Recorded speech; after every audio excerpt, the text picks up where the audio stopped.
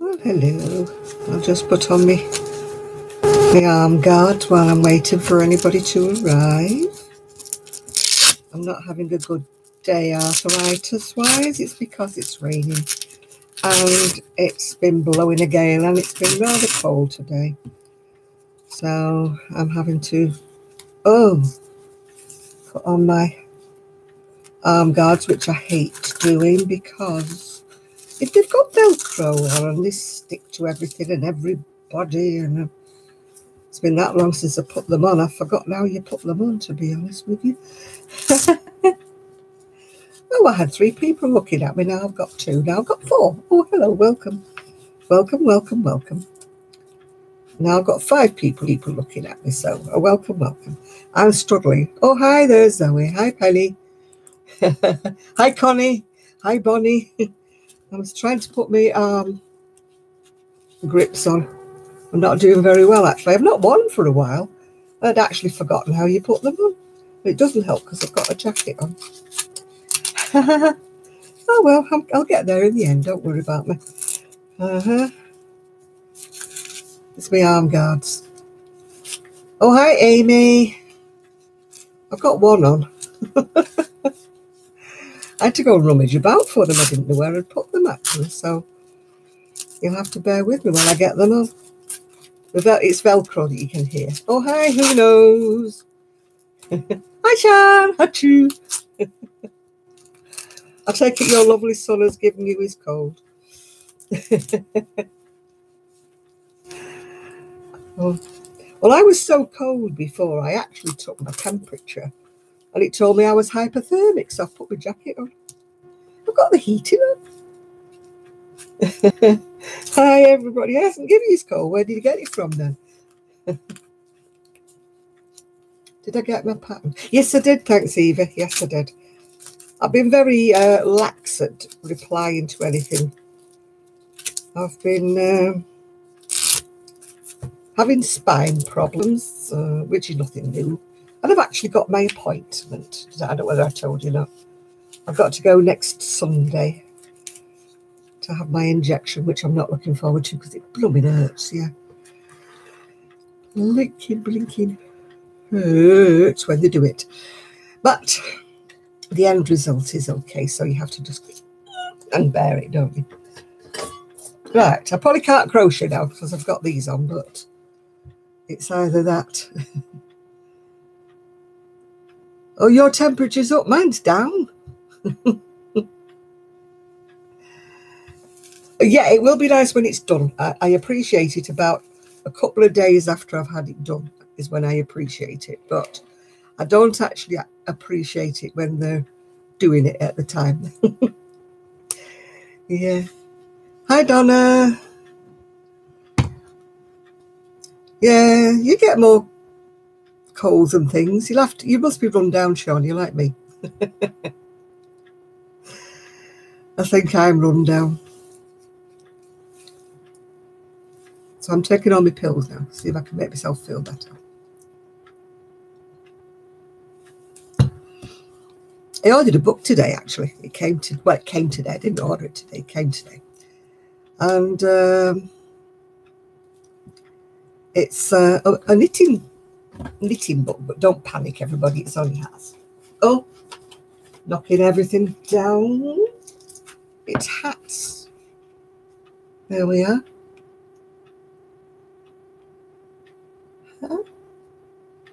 So I'll have to get my my 4 needles going again because they're all really done on circular needles. I don't know whether you can see. Oh, the weather's awful. It's cold. It's raining. It's freezing. It's blowing a gale. You know, those are the books. Some of the patterns that are in it, if you can see them. And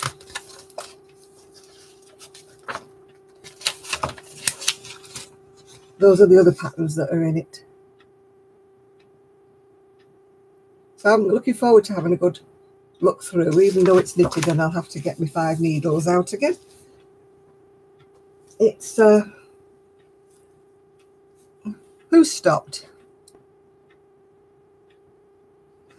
It's not been snowing, that's one thing about it. It's just, it's been so windy mostly. And it blew the tarpaulin off my outdoor furniture. So it's a good job I wasn't keeping it because it got soaked during the night.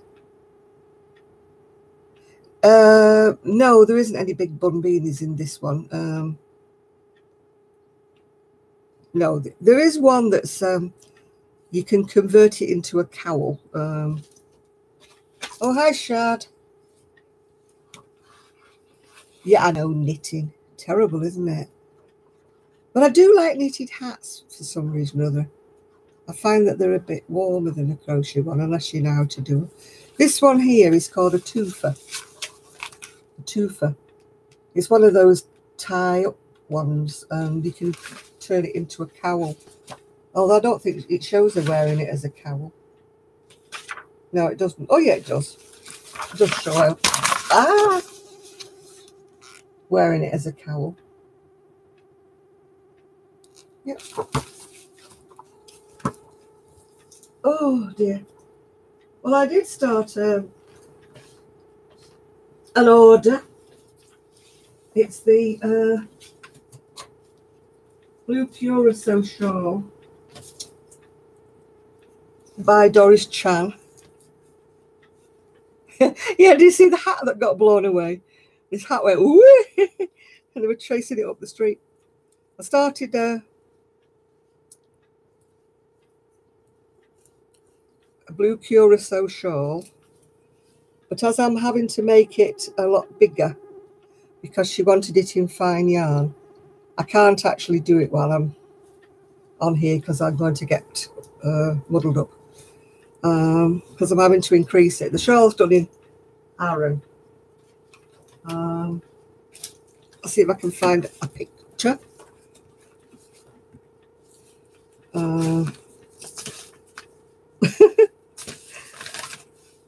My book's falling to pieces. I've used it so much.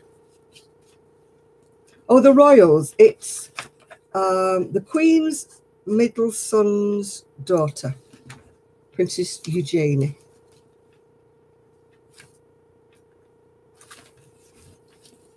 Oh, gosh. I don't know whether you can see it or not, but that's what I'm making. But it's done in kind of a Aran weight. So because I'm converting it into a fine 4-ply, there's the better picture of it there. I've obviously got a lot more repeats in it than they do, so I'm having to sort of work it all out. So it's trial and error and keep looking at the picture. But it's from Doris Chan's book, Amazing Crochet Lace. Yeah, so I can't really do that while I'm talking to you. So I'm going to be starting, if I can crochet at all with me things on, I'm going to be starting a virus shawl.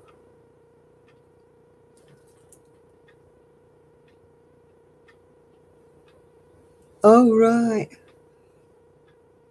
I've got his email, Sean, if you can't get hold of him. If you let me know later, I'll give you his email address. Yeah.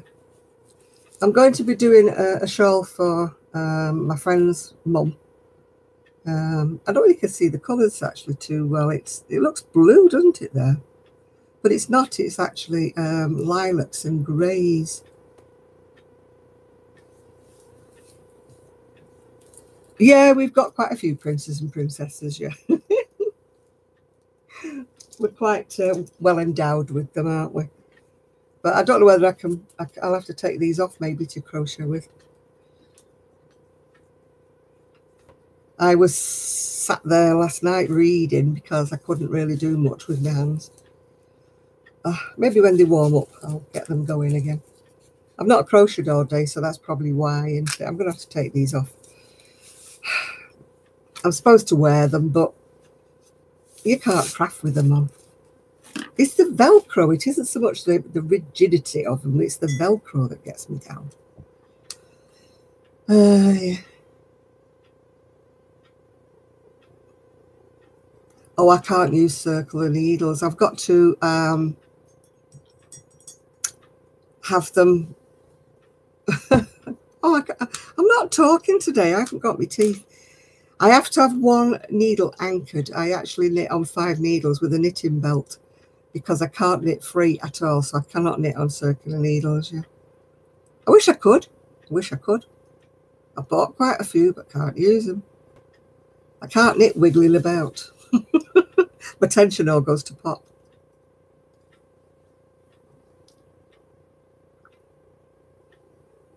Kelly can knit beautifully on circular needles, but I can't. She's such a neat knitter. Looks like she's been on a machine. Yeah, you can knit on circulars, can't you, Zoe? I just can't knit with my needles wiggling free. I've got to have them pinned. It's the way I was taught, you know. I just can't get any further. Yeah, I watched the wedding. I mean, I love a good wedding. I don't care whether they're royals or they're not royals or who the heck they are. I just like a nice wedding. It's something to watch. It's better than watching quiz shows, isn't it, and stuff like that. Yeah, I enjoy a good wedding, must admit. Like watching all the... But it was funny watching all the hats whizzing up the street from, you know, Windsor Castle Church. Like it was... It's an art, Connie. You know, everybody's knits like they're holding chopsticks when they first start. It's I'm having more trouble as I'm getting older because I can't grip the same with my fingers. That's why I don't knit as much as I used to. I can knit a hat and just about get away with that, but if I knit a sweater, my hands don't half hurt. Yeah, they really, really hurt. I've tried Continental. I really have tried. I had a lady on the beach, a German lady trying to teach me. I just, oh, hi, Craft Angel. I don't know why. I just can't get the hang of it. Yes, it does bears crochet. Yeah, it does. It never used to do at all when I was younger. It's just that arthritis makes you go stiffer as you get older. Yeah, I learned from my mum when I was young, yeah, how to knit. She didn't teach me how to crochet, but she did teach me how to knit. I used to knit all sorts of little cardigans for my dollies, and I never had patterns. I used to just make them up as I went along. I was a little budding knitwear designer when I was tiny. I used to keep measuring it to the doll and measuring around it. I mean, they probably weren't that clever when I think back, but I thought they were wonderful. Oh, hi, Nairi. When you're a child, you think everything you do is wonderful, don't you?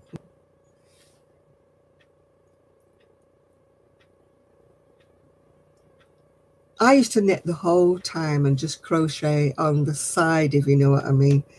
But as my back went and my arms and my shoulders and got old and grouchy and nazi and grim, I went on to crochet. Yeah. But I'm looking forward to my spinal injection. Way. It's not tomorrow, it's a week tomorrow. Yeah. I'm taking my pills.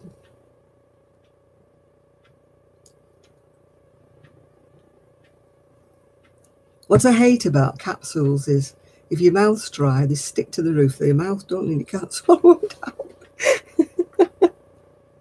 I hate taking pills.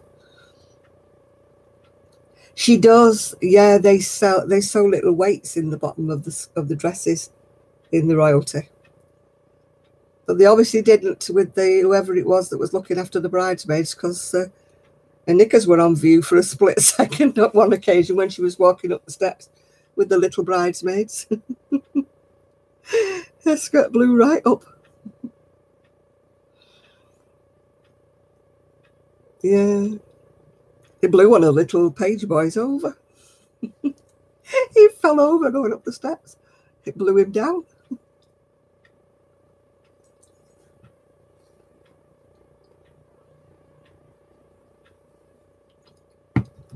Yeah, everybody was hanging onto their hats, but one did go flying. I can't remember who it was now. It wasn't a royalty, it was one of the guests. Her hat went blowing up the road. Oh.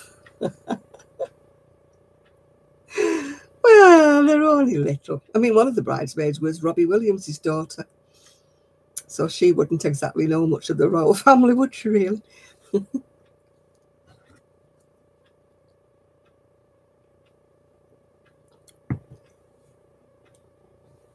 I thought the bride looked lovely, although some people did say that the material, the fabric that she'd used for her wedding dress looked a bit old-fashioned, a bit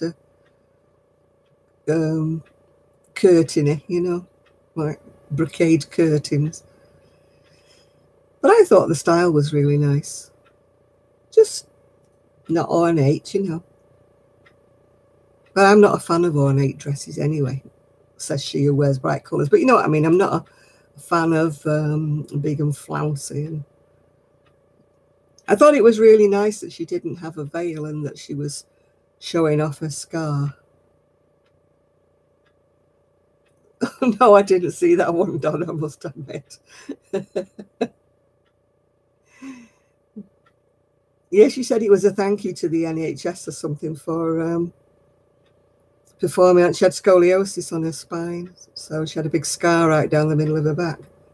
And so she said she wanted to show it off to show that she wasn't ashamed. Yeah.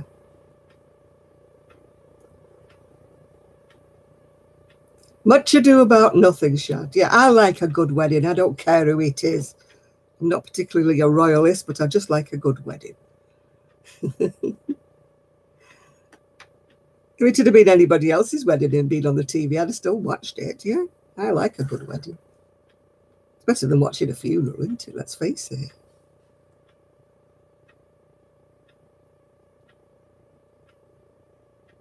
I take it you're not married, Shad.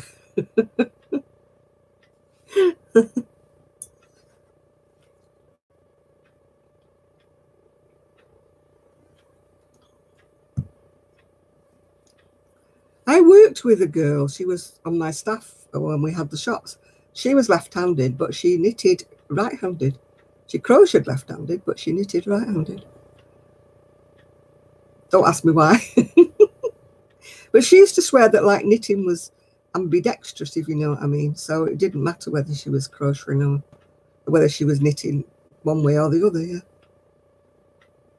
Oh, the hats were flying all over the place, Shad. They were all wearing big cartwheels.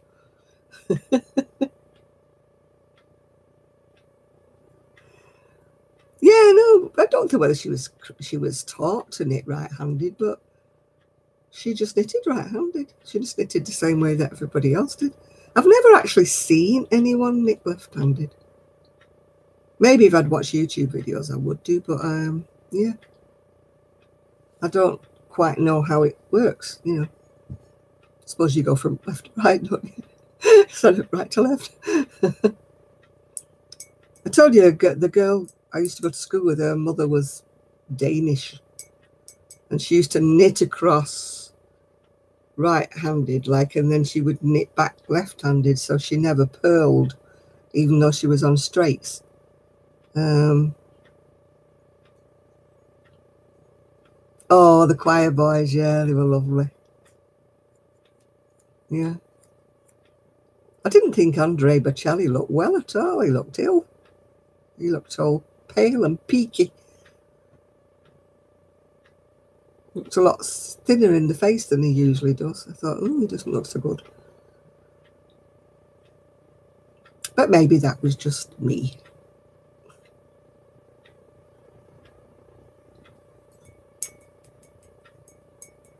But at least Prince Philip didn't poke Fergie's eyes out, did he? Anyway, there's supposed to be bad feeling between those two. I can't get over the fact that Prince Andrew and Fergie still live in the same house.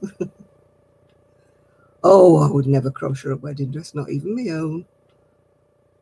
No, that's something I would never undertake. I've crocheted mini dresses, but nothing any longer than that.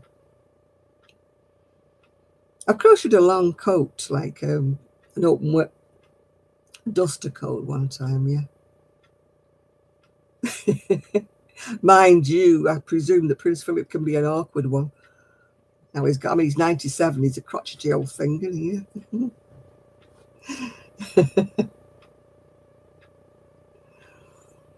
he? Yeah, choir boys, I think the choirs are lovely, aren't they, when you see them in these big places. How am I doing this evening? I'm hurting a bit this evening because it's cold weather. Yeah. So my arthritis is giving me jip, so I'm taking my pills.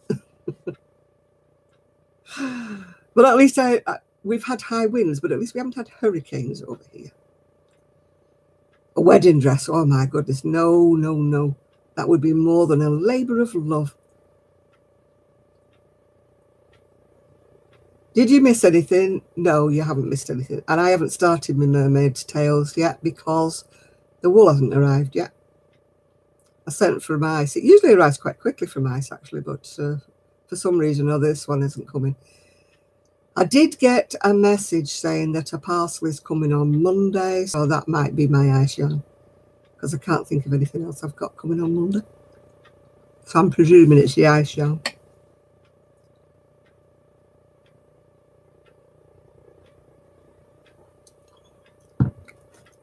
Well, they've probably got a very big house, Donna. They probably don't have to even meet if they don't want to. You know, this half is mine. This sitting room is mine.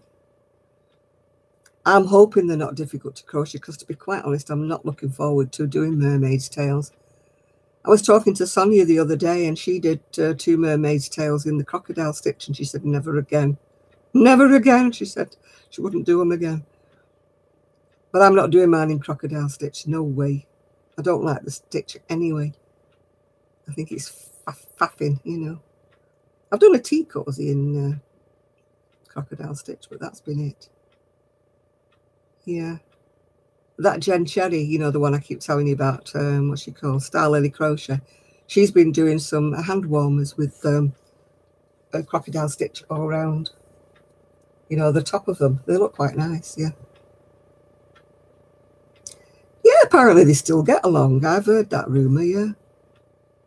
Well, it's like me and my ex. I get along well with him so long as he stays out of the way. I've learnt to mellow as the years have gone past. Oh, gosh. Well, some of these ladies in, you know, Romania, Russia and places like that, they crochet such fine things, don't they? Oh, I couldn't.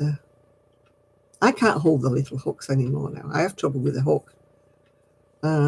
Most of my hooks have got like the squashy things on so I can hold them. Did I tell you that Kelly came? She brought her hooks for me to look at. Those, what were they called? Zing or something? Zing hooks. But I wouldn't like them because they've got the blob hook on the end, you know, like the boy. Whereas I like the Susan Bates with the narrow throat panel. Yeah. I mean, they look very pretty looking hooks, but I think she said she preferred some other kind of hooks that she has, yeah. No, I know I'm quite safe. Claire's. I don't know about you, but Claire is firmly in Australia. Yeah, that was terrible, that. I don't know whether any of you saw the video or saw the photograph. I don't think it was a video, it was a photo. That Claire, Bob Wilson 123, and Zoe 24 Carat Crochet turned up unexpectedly at my house of horror.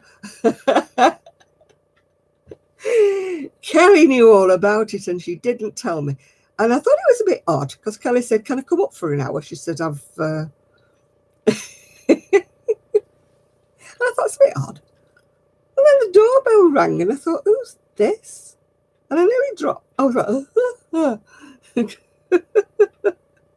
Zoe and Claire were stood at the door.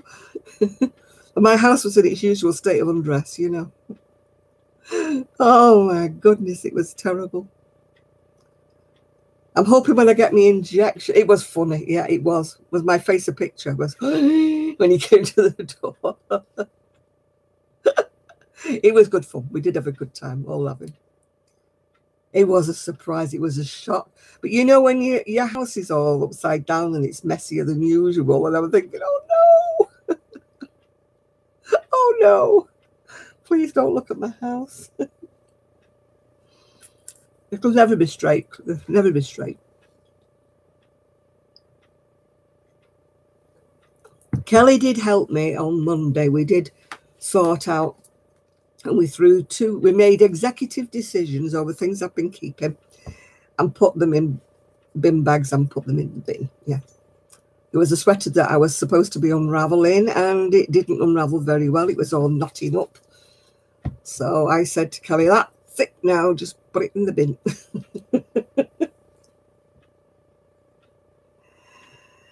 What am I working on? I'm working on a shawl, which is an order for a lady. But I can't do that while I'm on here because it's a little bit more complicated. So I'm going to start a virus shawl out of this Aran for a friend's mum. My friend asked me would I do her mum another shawl for her to give for Christmas. So that's what I'm doing at the moment. I finished all the squares for the grey shawl I was making.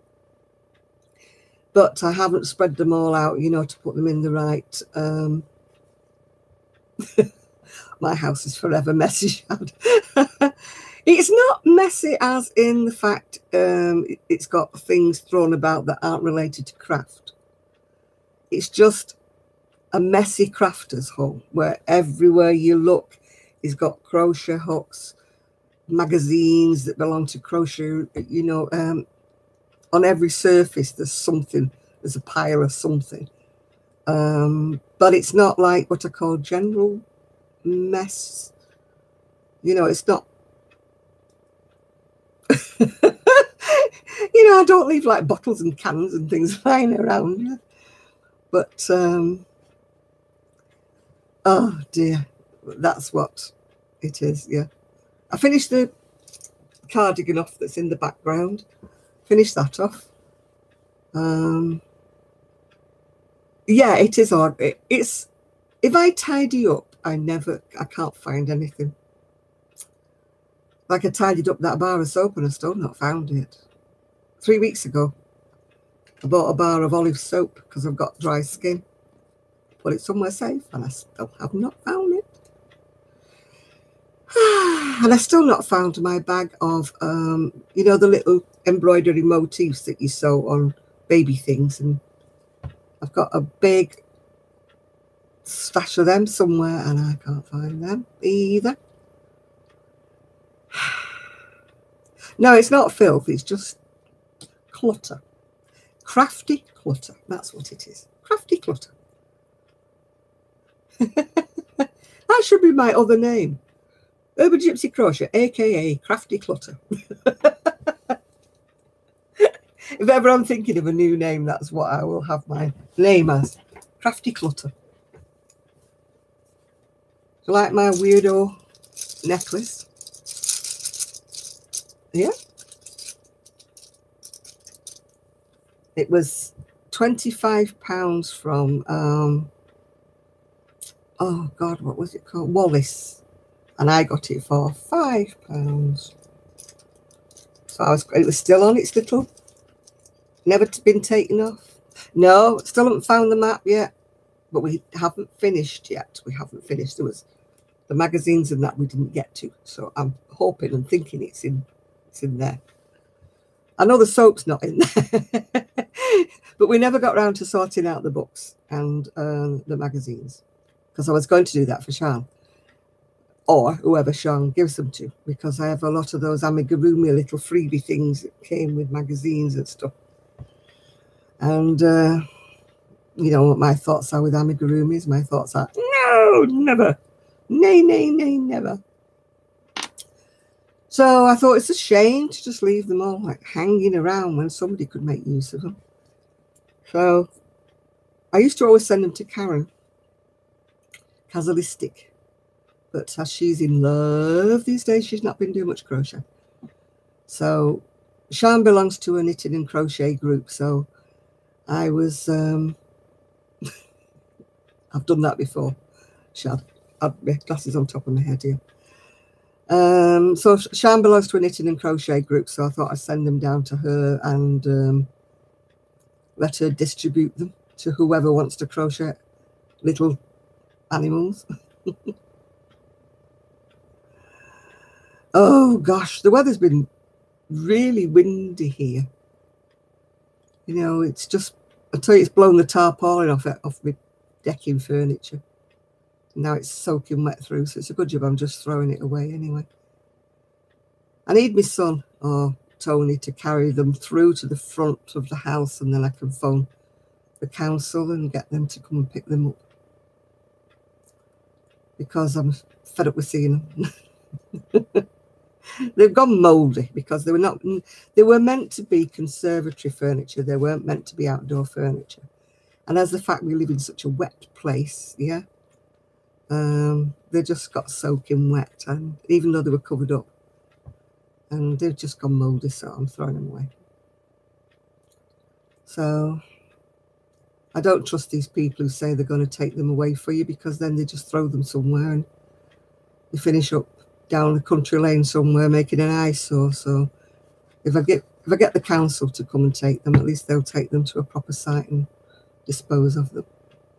I mean, they will burn, actually. Well, not the cushions, because they've got foam in them, but the other things are like wicker stuff, you know, so they'll burn. So that won't be too bad. If they want to burn them, incinerate them. Oh, hi, Jeannie.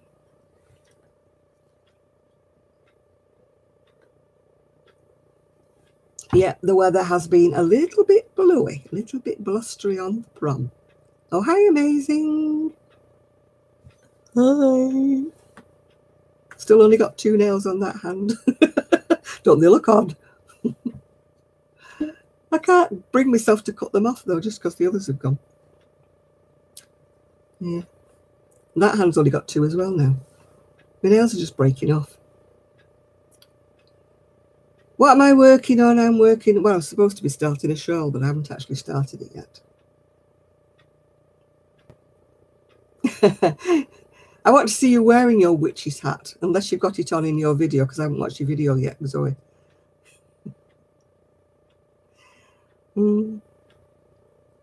I bought a glass head. I was so jealous of Kelly's glass head that I bought one, because those polystyrene ones are just the wrong size for hats.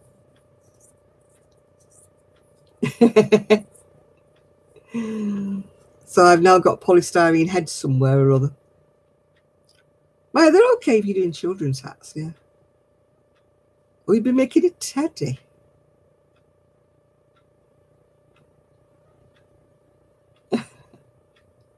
I've ordered an absolutely beautiful shawl pattern from Annie's today. And it's called, it's a paid for pattern, obviously. It's called the Hidden Hills shawl. But it says it's Tunisian crochet. And I haven't started the thing yet, because I've just ordered some wool to go with it. And I can't see where it's done in Tunisia, and I keep reading it and reading it. And you know, but my niece actually saw it. I said to her, I love this pattern. She went, oh, that's absolutely fantastic. She says, I absolutely love it, and I love those colours. So I thought, get the wool ordered, get the pattern bought. Christmas. I never know what to make her, so Christmas. She liked it. Yeah. So that's what she's getting.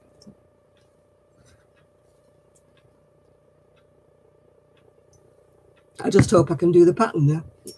Very brave, you know. Don't read the pattern first. Just go and order all the yarn. It's done in King Cole Riot. No, I've never done corner to corner. Kelly's done a lot of it. She loves it. She loves the stitch. I can't say I haven't done it because I've never tried it. Yeah, Beverly, no, I don't want wool. I'm only ordering wool at the moment when it's for a project. Like I've ordered wool for these mermaid tails. I've ordered that. And the wool I've just ordered now is for my niece's Christmas present for the shawl, yeah. But I'm trying to limit myself to not ordering any wool unless it's for orders, which I can't help. If people want a certain colour or a certain thing and I don't have it, then, you know, then I will order it, yeah. But I'm trying not to order it. I'm definitely not ordering any wool for me, so that's not that's not in the pipeline at all. I'm just trying to get rid of some stuff out of everywhere. I'm beginning to warm up now, Lynn, actually. I actually took my temperature and it, according to Google, I was hypothermic. It was so low. So I can't take it now because I've just been drinking hot coffee, so it's bound to be. So I put my jacket on because it was cold. Yeah. It's normally a jacket I wear to outside and not in the house, but I was just cold. Yeah. It was cold, cold, cold. But I love these jackets. They're indigo moon. I've got them in a few colours, different colours. I just absolutely love it. Patchwork and yeah. I'll stand up so you can see them because I absolutely love them. It's sort of like greens and rust colours.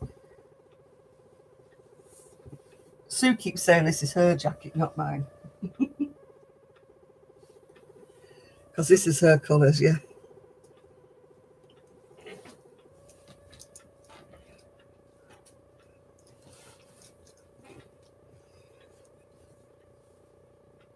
Yeah, they're beautiful, aren't they? They're all second-hand, yeah. Of course. I think I wear them more than the people who actually buy them in the first place. I get more wear out of them because I wear them a lot, yeah. Yeah, these are Sue's colours, aren't they? Sort of like dull greens and rusts. I don't know whether you can see it, but it's shot with gold. Glitter. That colour there's got glitter gold on it. I don't know whether you can see it or not. They're just not showing up. And the embroidery is gold with sequins on them. I just love them. They're works of art. Yeah, that's Sue's kind of colours are the earthy kind of colours. She likes the duller greens and things like that. But Kelly's very much the same. She likes the duller colours too. Whereas I go for the in your face colours. I mean, I don't know whether any of you have seen this advert. They're free patterns. It's free in the style of Frida Kahlo, but it's made by Katie Jones. And she's done a really violent coloured sweater and cardigan. And I just love them. I mean, I know I wouldn't wear them if I made them. But you know, when you see things and you think, I'd love to make that. I really would love to make that. But I just don't think I would ever wear it. It's a crazy quilt jacket, yeah. They're all fully lined. They're lovely.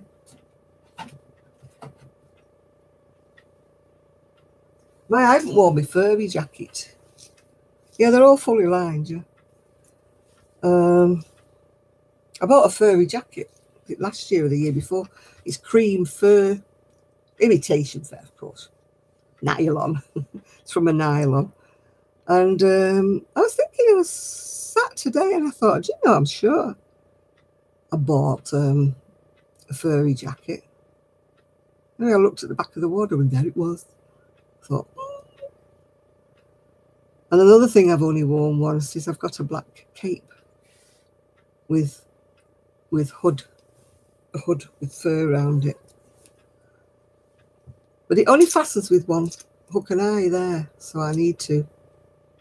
Sue is absolutely fantastic, and her granddaughter was born on Thursday. And the reason why she hasn't been is she's been in Scotland again. She swore she told me, but either I'm going to do Lally or whatever. But so she's absolutely fine, and she's supposed to be coming next week. Although, after she said she was going to come on next week, then she texted me again and said that her granddaughter had been born. She's like you. You travel further afield, though. We know with Sue where she goes. She goes to Scotland. So no doubt she will be looking for her newest granddaughter. £8 10 ounces of the little girl. We kept saying she was going to be a big one. And yeah. And her daughter is like, you know, a piece of string, like, you know, dead skinny, her daughter. But she managed to part with £8 10 ounces, so good luck to her. Oh, Sue Roadrunner. No, I don't. Oh, yeah, a.k.a. Roadrunner. Yes, she is, yeah. Yeah, Sue was hoping she would arrive late because this holiday apparently had been booked. It's a partner's annual fishing trip that he goes with his mates fishing, and Sue goes with them, but she goes looking round. When I asked her, it was this Wednesday she phoned me, because I'd sent her a text message saying, "Are you all right? You know, I heard from you and all that." So anyway, she hadn't found a wool shop, which was, I said, "Oh, you're slacking there. You know, you need to go and find a wool shop." She'd taken a crochet with her because she's finishing off Scott's blanket, the one that she's done in Tunisian. You know, the one that's all in squares going different directions. What they call it, entrelac. Oh, yes, my coffee's almost down to the last dregs. Thank you very much, Zoe. Black coffee, 2 sweeteners, please.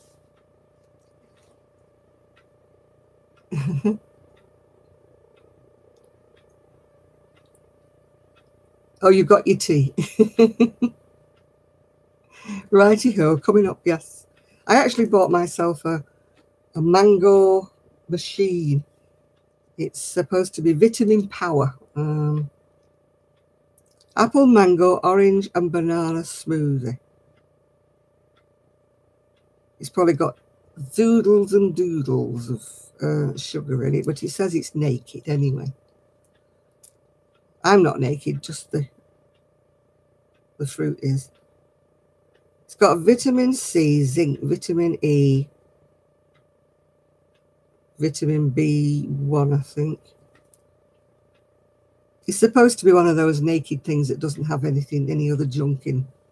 So I'm hoping that I can trust them. It doesn't have any other junk in it. I'm trying to perk myself up, hence all the pills and the vitamin pills and everything else.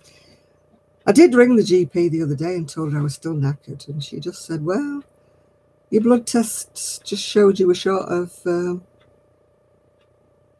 vitamin D." I said, "What about B12? Do I need B12 injections?" She said, "No, not particularly." I thought, I did look at the green one, but I wasn't sure what it had in. Yeah, I looked at some of them.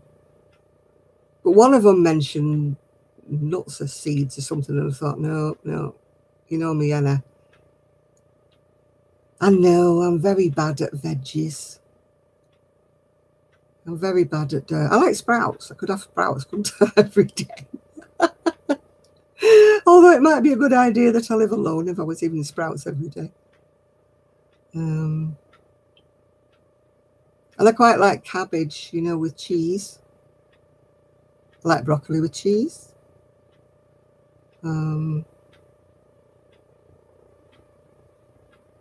Yeah, fruity and naked, not even 12. No, I know. Oh, I just love cheese on them. It has to be butter or cheese, and they're both as bad as each other, aren't they?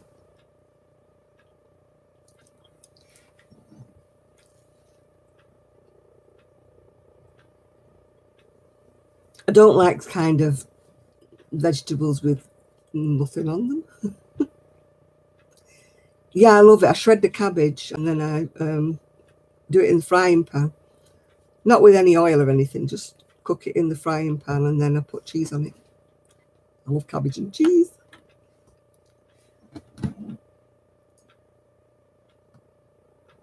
Yeah, it was my son who got me into cabbage and cheese.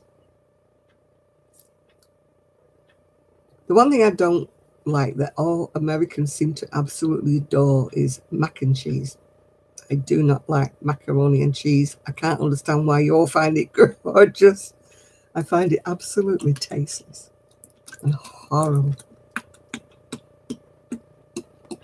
Yeah, cheesy leeks I like. Anything with cheese, really. Except mac and cheese. Don't like it. Oh, hello, Dexter Mum. I saw the picture of Dexter having his dinner. It wasn't a thing to be watching while I was having my dinner.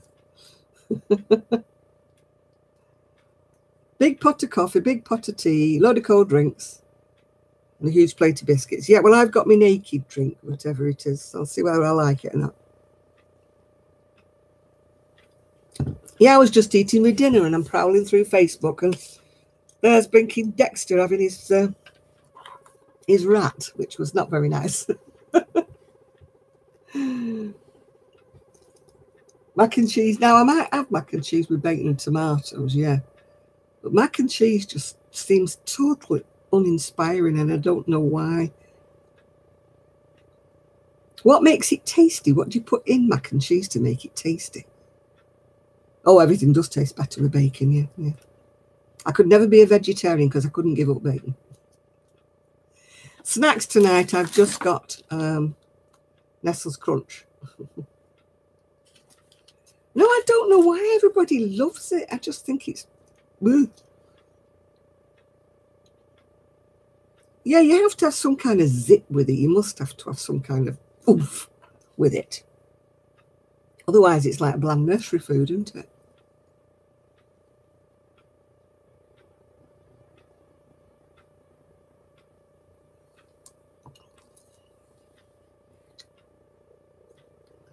No, I don't have a P.O. box, Isaac. You could swim in mac and cheese, but... Well, you could swim in mine, love, because I won't be eating it. I tried it once and I thought, well, I'll just try it before I dismiss it altogether. But my God, it was... I'm like, is this is it? Where's the taste? Yeah, I could taste a bit of cheese, but... Yeah, oh, I don't know how they may eat that packet stuff.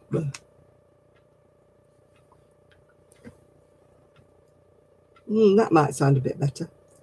I like tuna pasta now and again.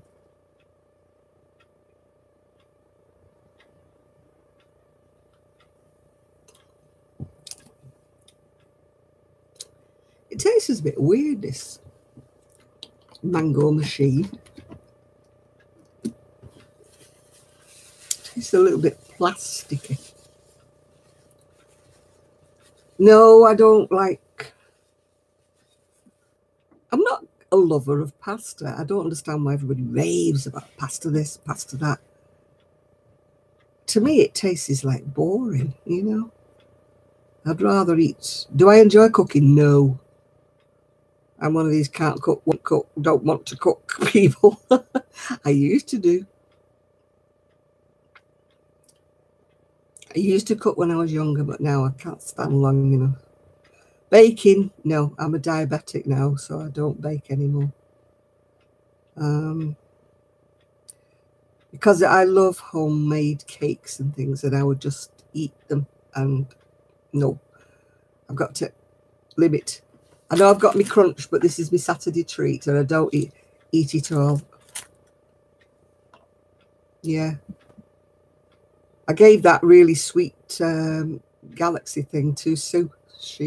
Ooh, chocolate, she said. Gave it to Sue. Oh, hi, Kitty. I don't like pasta though, really. I really don't. I will eat it now and again. I mean, the fact that we're going for Christmas dinner to an Italian restaurant is not filling me with thrills. No, it's not life at all. It's tasteless.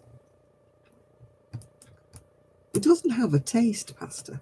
It's just like mashed potatoes. It doesn't have a taste. I would rather eat mashed potato though.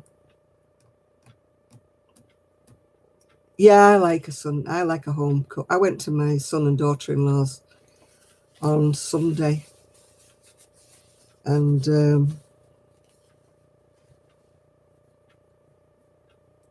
it was lovely. We had steak and we had corn and broccoli and potatoes, and it was lovely. Yeah.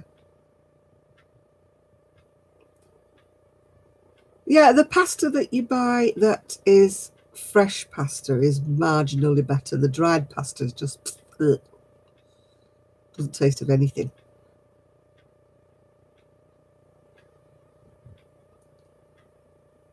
Just trying to think which one of my friends, her son would only eat the pasta when it was dry.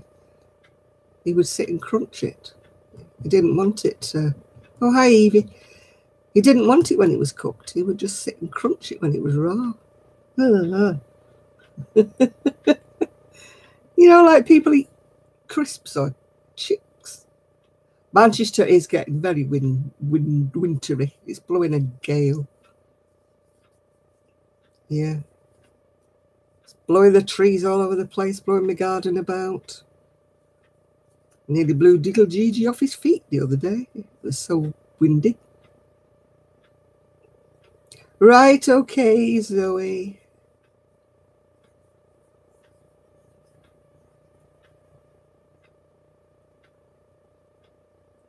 Yeah, my niece makes her own sauce. She's been on the Slimmer's World.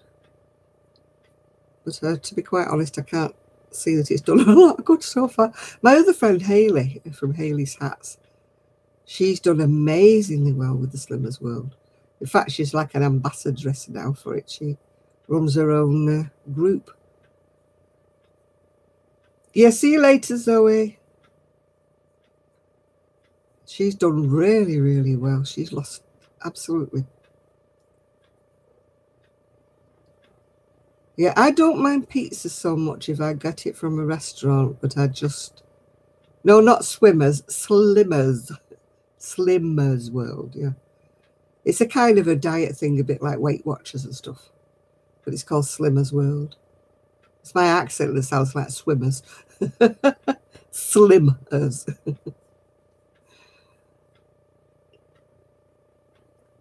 They have, oh, I couldn't follow their diet thing because they have red days and green days, and no, some days they have meat, some days they don't.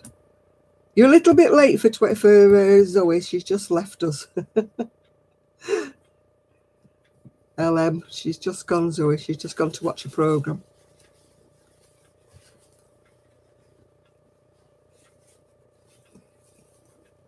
Yeah. I don't like the pizzas that you buy in the supermarkets, and I don't like the ones that you buy frozen. I like the ones that you buy freshly made when they go all, soggily. I don't like the ones that are, the crusts are like rock hard, aren't they?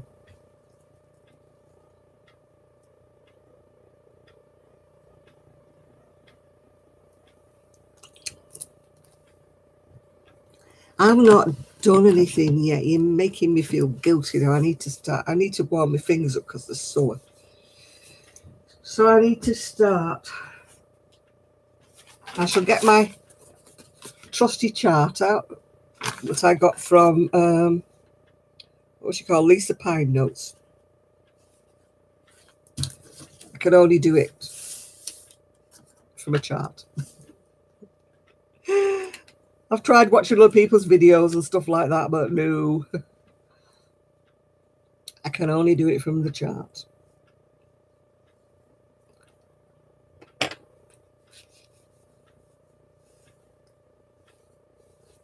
Yeah. Oh, I don't like capers. Capers, olives, things like that. Nope, nope, nope. I'm a weirdo.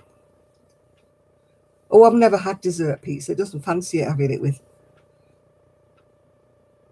I used to love going into Asda, which is like, you know, a bit like Walmart, and they used to make the pizzas up for you. They used to do a lovely seafood one. And I don't know, our discussions go all over the place, Matthew. We start off talking about crochet and we finish up talking about anything under the sun. We talk about anything in here except religion and politics. They're no-nos. We don't talk about those.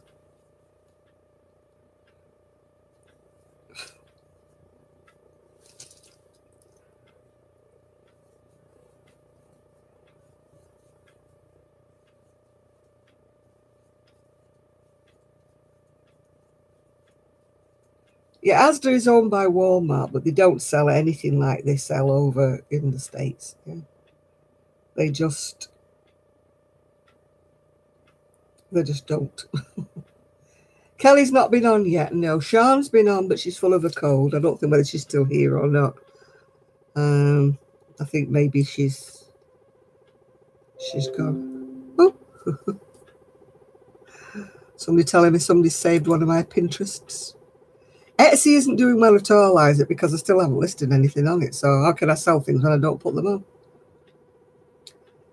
I don't know. Maybe he's gone out like he did last week. He's supposed to be moving, isn't he?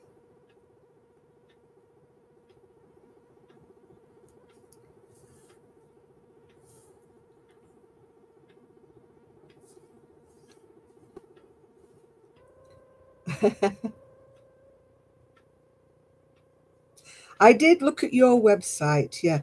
The only thing I have to say about it is where you put the description of what it was straight across, like the flowers and things on the headband. So it's kind of a bit difficult to see what it is. I would have preferred you to put the what it was underneath, you know, not right across the photo, yeah. That's the only thing I had against it, that's all. Yeah, Trev's he was supposed to be doing it last week and he didn't, did he? So I think he's doing it this week now. He finished up going to the pub, didn't he, last week, instead of moving, yeah.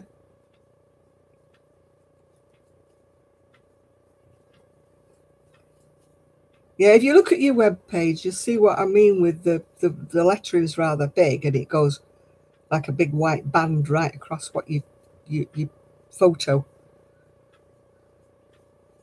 And I would have liked to have seen the actual photo as it was, like without anything written across it, yeah.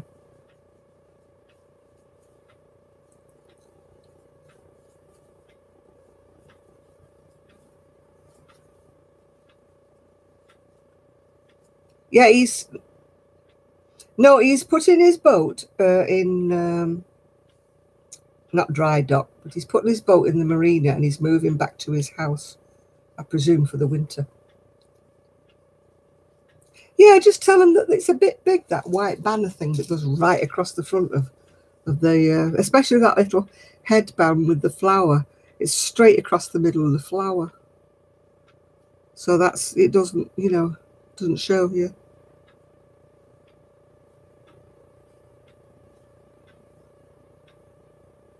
$16, $17. Yeah, usually what he does is he moves moorings with the boat, but I think it's coming winter now. It's getting a little bit cold on that there boat, I would imagine.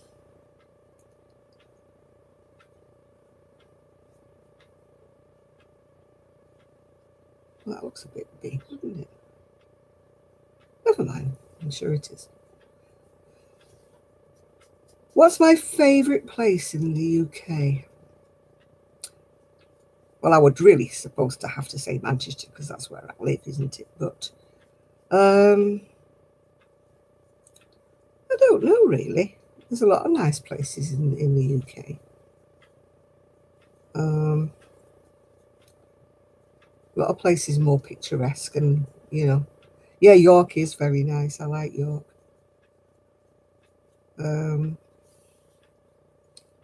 Whether I'd like to live in York is another matter, but there's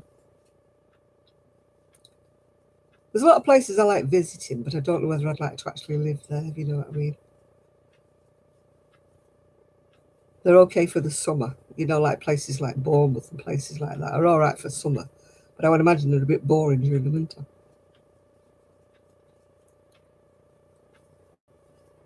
Because that's the thing with a lot of seaside towns, is they sort of die over the summer, over the winter. You know, imagine Blackpool or something like that. It's horrendous to live there in the winter. There'll be nothing there, everybody closes down.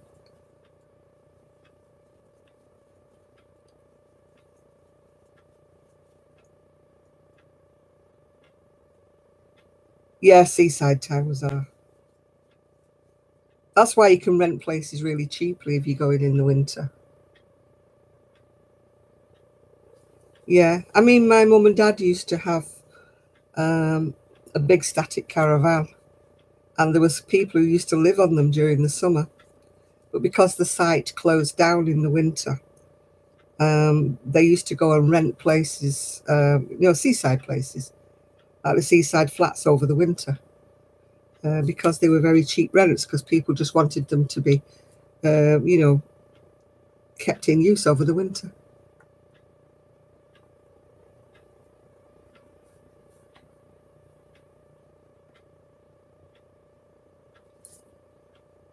He's saying, I don't love winter because I get stuck in my little house when it snows.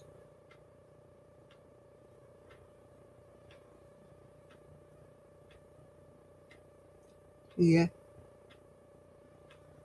Right.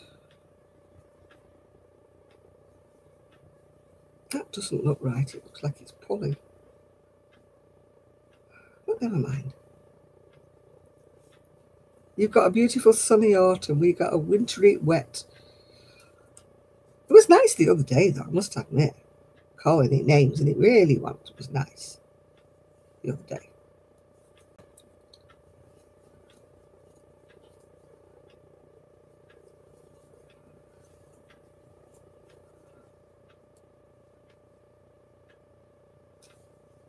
You want to visit Sweden, do you?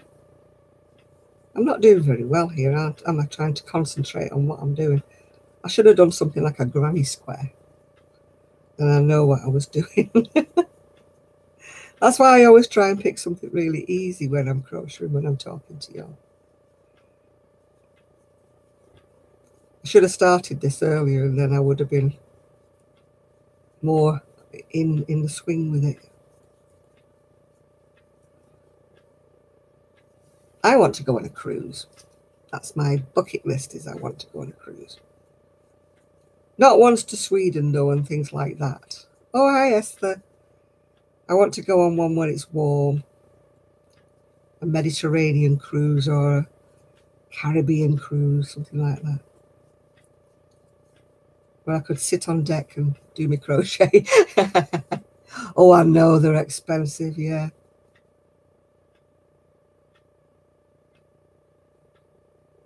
Yeah. Where would we all be if we had money? Just a little bit of money. My count's no, my count's not off. I'm just trying to set the pattern up. As far as I know, the count's right. As far as I know, I'm all right once I've started. It's just starting it off that's the worst bit. Is the big bit at the bottom where you start it. And I keep losing my picture. I would like to go on a crochet cruise, but not with Mikey, because I would finish up having a row with him.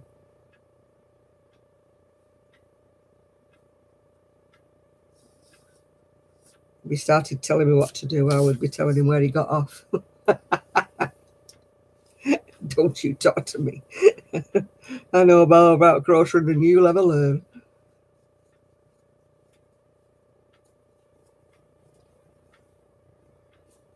I don't like the way he's... Oh, no. He is not my favourite person, Mike. He is not. He used to be okay. He used to be nice. But now, he's a little bit too big for his boots. He thinks he can say what he wants to say and do what he wants to do, and I don't agree with it. Says me, who's probably alienating everybody now under the sun who loves Mikey. But he's just not my cup of tea.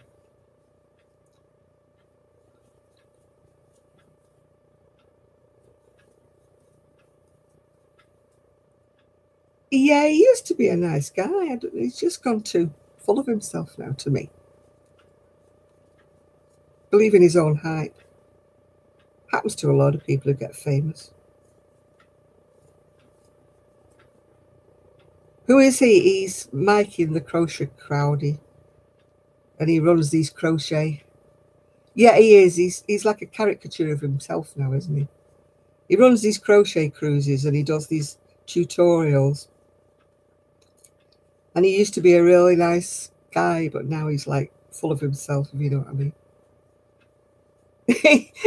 I think we might sink if we all got on Trev's boat. It's not that big of a boat. Yes. I'll never be that famous, thank goodness, but...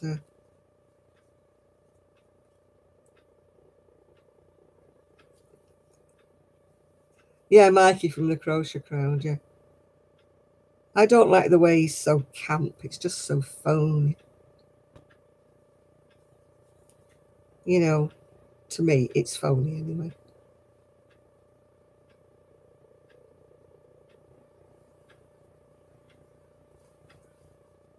Yeah, he is. He's got to come a cropper one day.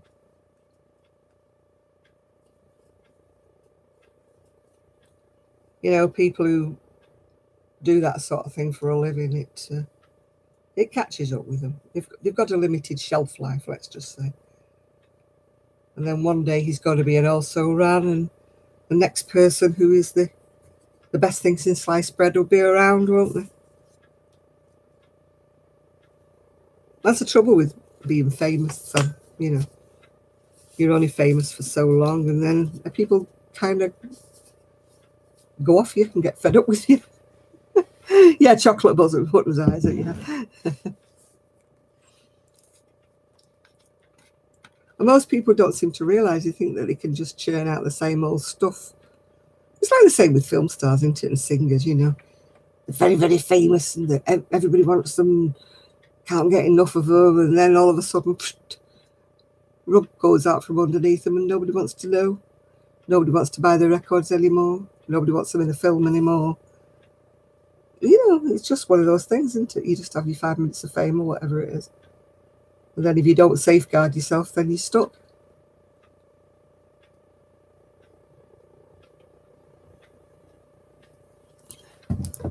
I will never have that problem.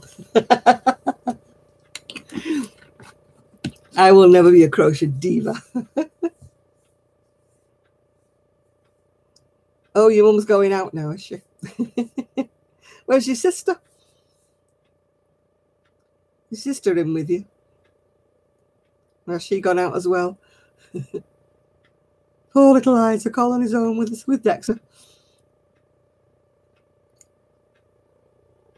Man, you're safe now. You've fed him, haven't you? He's not going to eat you tonight.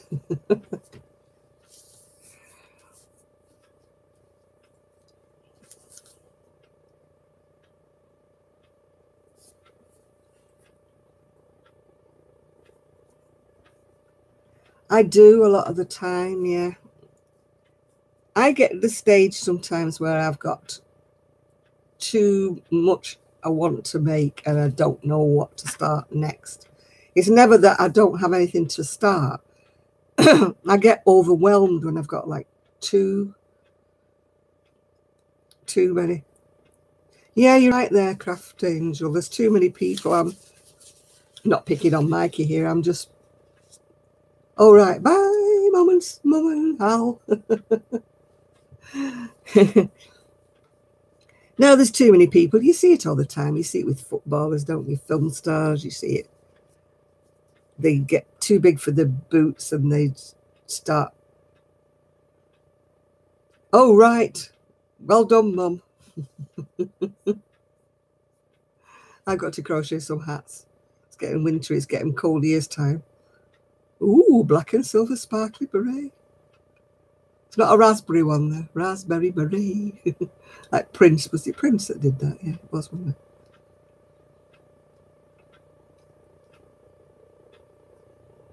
Yeah, you see these footballers in particular, don't you? They're buying the top of the range cars, big fancy houses, and then the career goes west and they finish up. They can't maintain that lifestyle. You'd be far better off living more modestly and putting some money in reserve or something like that. I mean, you know when you're a footballer that your career is not going to last forever. So you really should have a bit more common sense and not finish up broke like everybody else does. Yeah?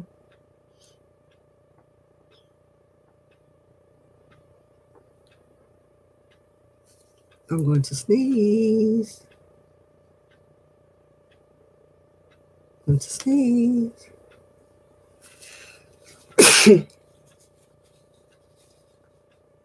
I knew that was coming. Oh, again.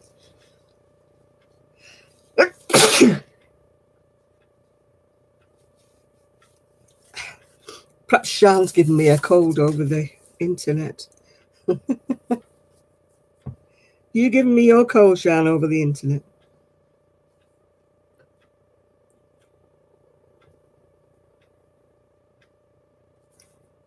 One, two, three, four.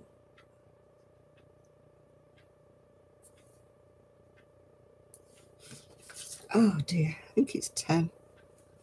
Do you know, I haven't made one of these for a while, and I used to know these without the pattern, and now I'm counting. 1, 2, 3, 4, 5, 6, 7, 8, 9. So it's 10. Oh, dearie me. I don't think I'm going to do very well with my crocheting tonight for some reason or another. Other nights I can get on with it like crazy.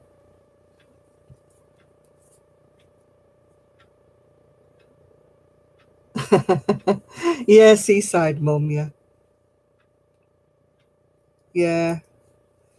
He's not a particularly good teacher. I'm not saying he's not a good crocheter, but he isn't a good teacher, I don't think. And that's me being picky.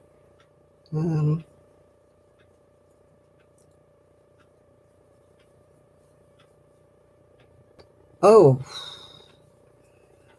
I just chain as many as I want it wide, you know, plus like 3 to turning chain. I just get the tape measure out and measure how wide I want the scarf to be. That's if you're doing it narrow way up. If you're doing it like long side and that way, then you would still have to measure. You know, that's the way I do it. I don't know whether anybody else has got any ideas about scarves, but I usually just say, oh, do I want it like 5 inches, 7 inches, 9 inches wide? And then I just do the chain to that length and then add another couple on for my turning chains, yeah.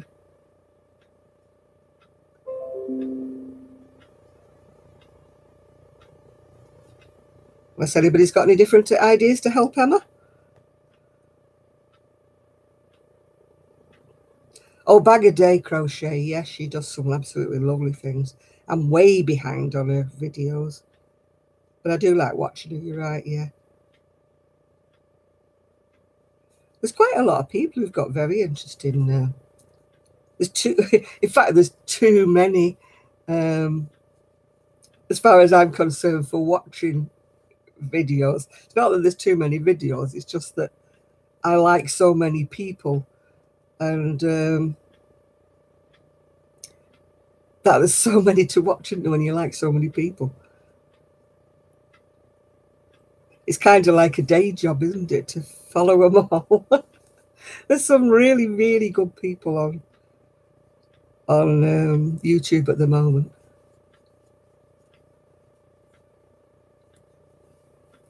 And they're all doing Vlogtober, which isn't helping me at all. I'm so far behind with everybody. I feel so terrible. But I really, really want to watch them. And I'm like, oh, you know, I can't do all day sitting there, yeah.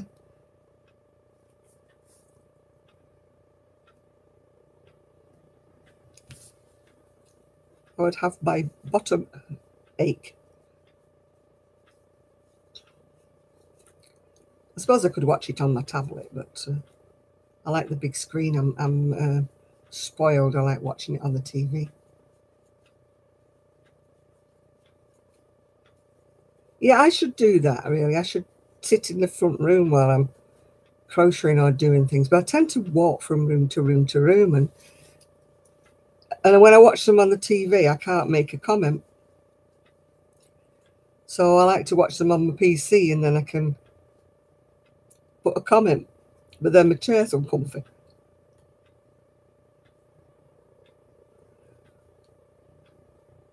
So I get fed up. Everybody else manages to do things and watch the videos. I'm so behind with my videos. They're so true.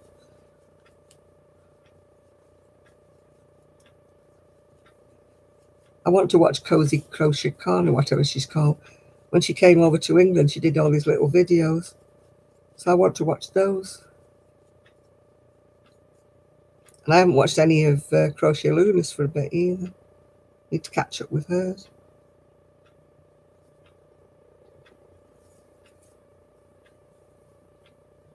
Yeah, I could watch them on the big TV. My tablet is beyond the pale. Tell me about it. My son sorted it out, so it's running a bit faster, but now it's just... At least I can post on Instagram now, which I couldn't do before. I think I need a bigger hook for this, you know, it's very tight. Although it'll be warm for her because she's an older lady, so maybe I'll still carry on doing it. I should do a bigger hook, really.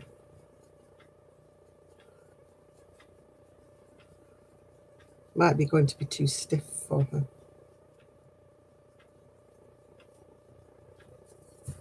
Yeah, it's looking a bit stiff. Don't know, though.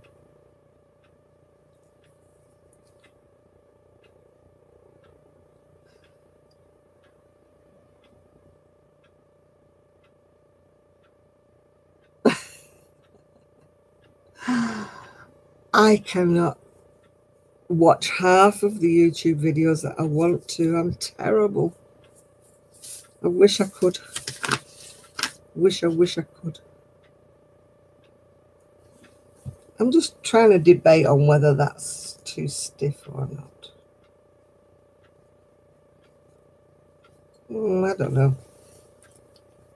Whether I'd be better on the bigger hook.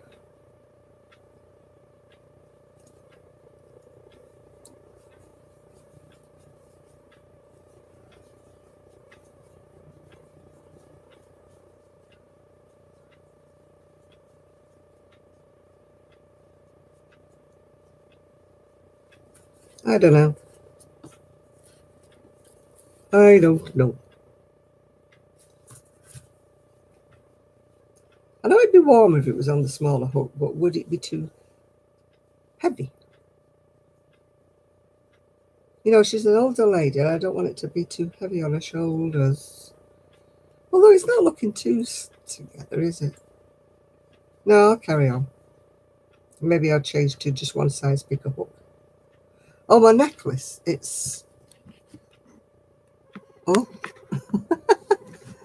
It's from Wallis, apparently. And it was £25, I think it was.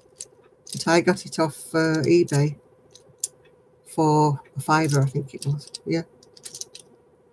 And it was still on its card. It was still there with Wallis, and it still had the money, the price written on it. You know me, I'll just like... Yeah, I think I do need a slightly bigger hook. This is a 6mm, I think. Oh, I hate these shiny things. Yes, a 6mm hook. I may be better with a bigger one. It's probably going to be heavy when it's getting bigger. So I might be better just changing onto a bigger hook. I don't mind the neck being tighter. We'll see if I've got any hooks here without having to go in the front room. Oh dear. Move, Frida. Move over. No.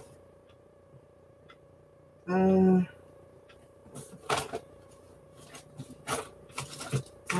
got any hooks here.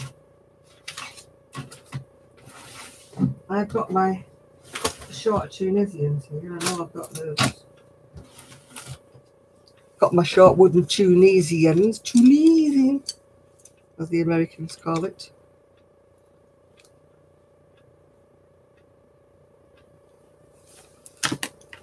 I call it Tunisian. Oh, the cardigan. Yeah, it's the one I made last week out of some. Right, that's 8, 7. I'm on a 6 at the minute. Maybe I should try a 7. But my long, it's sort of like a short Tunisian or a long crochet hook. We'll go up a size. Going to a 7 instead of a 6. What am I wearing? It's an indigo moon jacket. It's a patchwork jacket. I didn't make it, of course. I bought it. And I was cold before. So that's what I've got on now. It was what I went out shopping in. Because I'm wearing a brown sweater and brown trousers. So I put the jacket on because I was cold. But I was cold before. So I put it back on. Oh, hi, Marianne. You had to kill a couple of flies. You can come and kill one in here. I've got one of those teeny weeny ones. Oh, this is going to be strange, this. Brush with this big hook. Don't think I like it. I think I'm going to have to go in the other room and find a proper hook. This is a bit long. No, I don't think I'm going to be getting going with this today.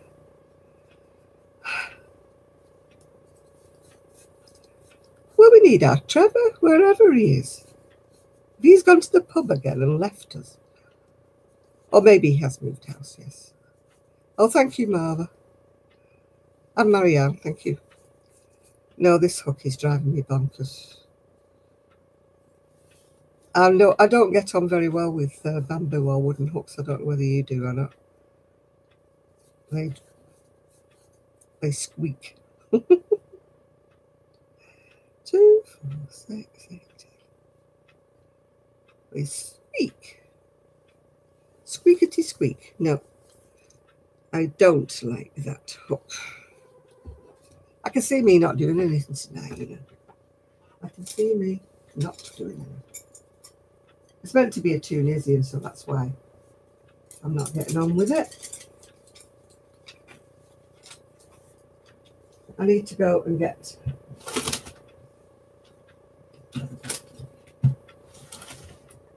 myself another hook. Kendra is the only one I'm not really behind on. I think I'm probably a couple of videos behind on Kendra. I won't be a minute. I'm just going to get a bigger hook. Oh.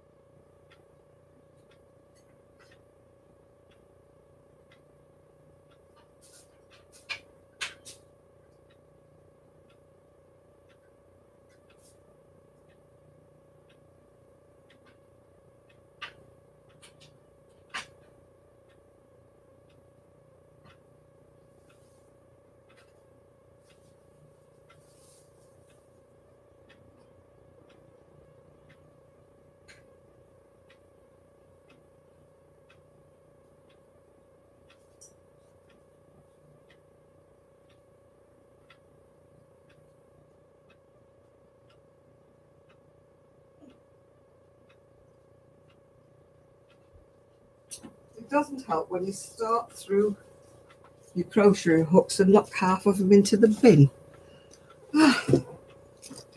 What am I making? I'm making a virus shawl, but I started on a hook that was too small.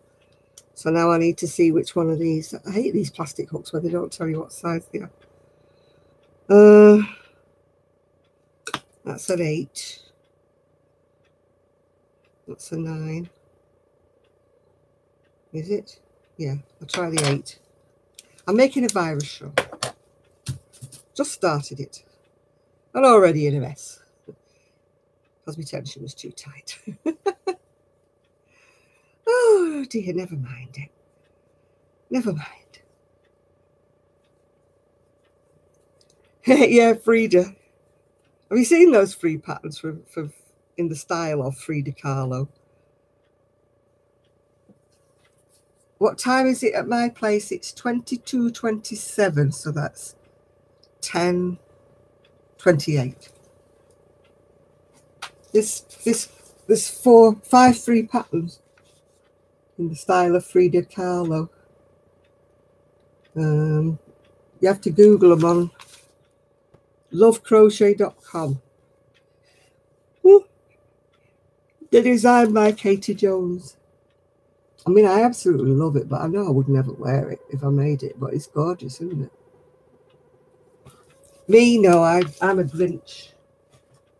An absolute Grinch at holiday time. I'm not dressing up. Don't know whether anybody else is on here. Anybody dressing up for Halloween? No, I just turn off the lights and pretend I'm not in. I hate it when people knock on the door. I live on my own and it's a dark street and I'm not opening my door for anybody. Unless I'm expecting them and they've given me a phone call saying that they're calling, nobody comes in my house. Once it gets to a certain time of night, everything's closed off. Shut down, closed off. You got some rain now. You can have some of ours if you want. If you really, really wanted rain, I would have sent you some with pleasure. Put some in a plastic bag and sent it to you.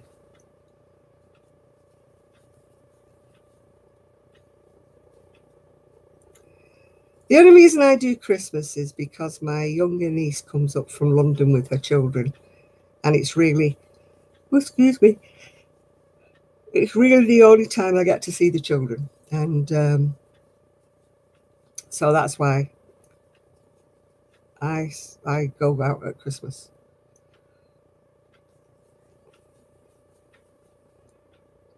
But I go to my son's Boxing Day usually for a Christmas dinner or whatever. And but I don't do Christmas. If I was left to my own devices, I wouldn't do anything. I'd just sit in and watch whatever's on the TV. Maybe catch up on some YouTube videos. Who knows? Because TV's usually got a load of stuff on you've all seen before. Except we usually Call the Midwife. I like that. It's usually a Christmas special for Call the Midwife.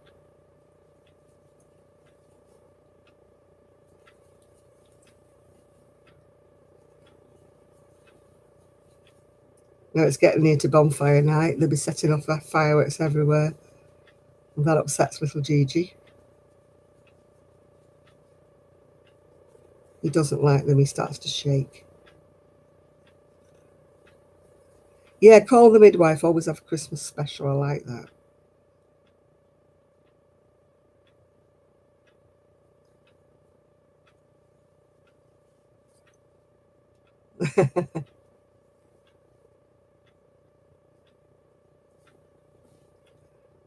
Yeah, I always meet up with, like I said, my brother's family. Obviously, my brother's no longer here now. But I still meet up with my brother's family at Christmas because that's my once a year. As I say, that I see the children because they live in London, so I don't see them very often.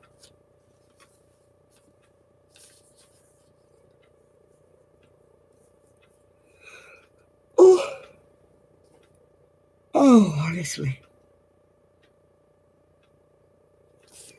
Without technology, we used to talk, which people don't seem to do these days. And, you know, listen to music, craft, do all sorts of things like that. We used to do jigsaws, anything. Yeah, I mean, people work much later.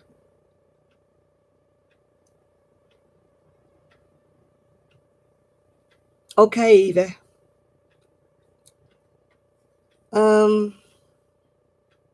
Yeah, I mean, our days were always full. Yeah, I used to read a lot, yeah. I didn't knit and crochet much when I was young because I used to play out until it was bedtime, and then you got your bath or you got washed or whatever. Then you listened to the radio for a little while, read a bedtime story, then you went to bed, yeah.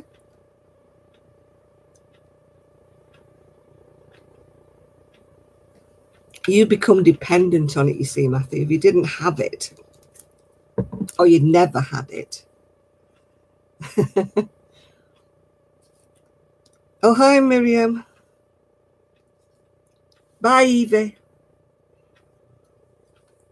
Yeah, if you never had the Wi-Fi in the first place, you wouldn't miss it, would you? Because you've never had it. I mean, I must admit, I get upset when it's not there now because I'm so used to it, yeah.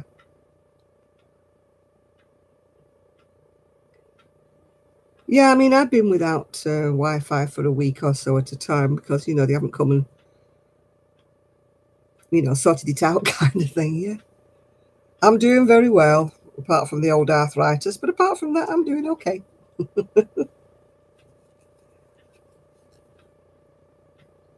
Yeah, my dad was a great one for painting. He taught me how to do like sign writing, you know, which is, you know, the fancy calligraphy. I used to enjoy doing that with my dad, and we always used to paint and do things like that. Yeah, lots of rain today as well, yeah. I used to love doing jigsaws.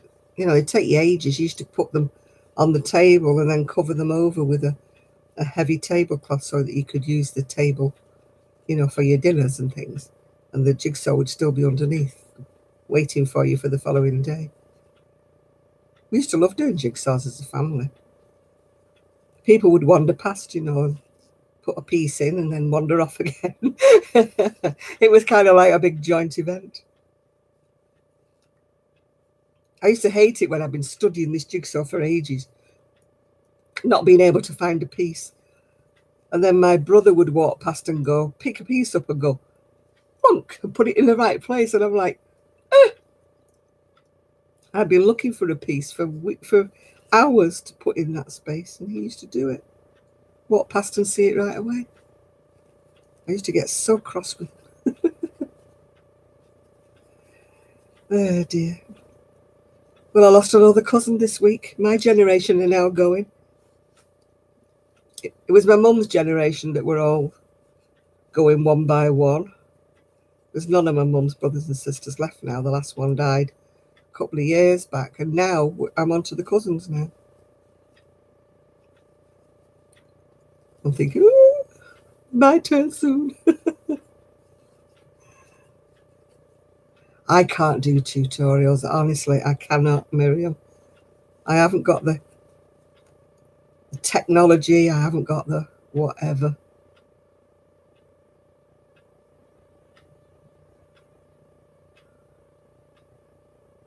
I can't help it if I'm yawning. I just start yawning every now and again. I yawn when I'm cold. I yawn when I'm hot. I don't often yawn when I'm tired. That's the silly part about it.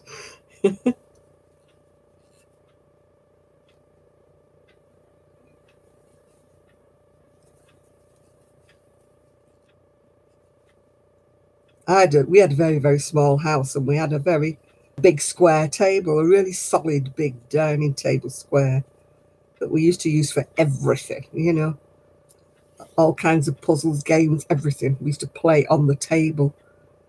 And So everything used to get done, you know, Meccano, jigsaws, any kind of crafting that wasn't like knitting or crochet.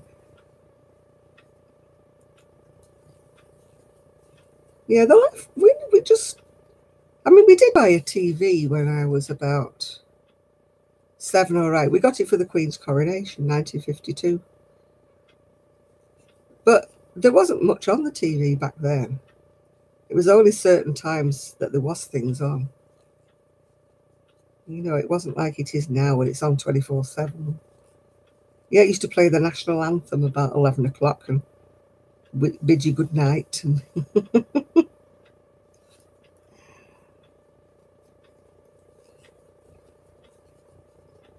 I've got my sleep pattern back to normal a bit now. I've been making myself go to bed earlier than like 2 o'clock in the morning.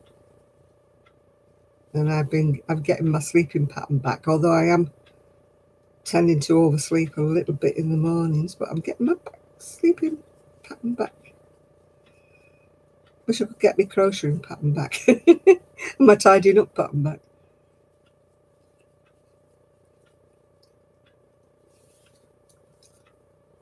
Oh, that's better. This hook is working. Yeah, I'm really a natural night owl, but I'm forcing myself to go to bed now.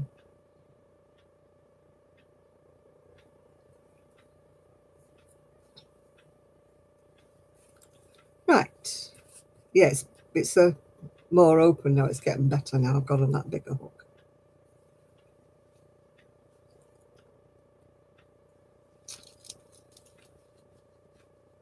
Oh.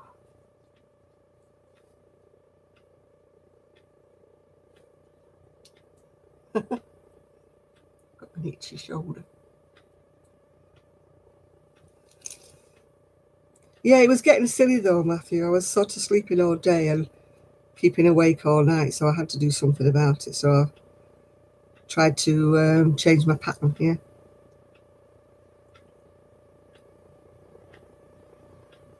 Oh, I can lie there many, many times and not. Oh, you turn out the lights, yeah, with the. Oh, I'm in the back room here with the lights off in front, so people don't know I'm in. I just don't like Halloween. I just don't like the whole conception of it.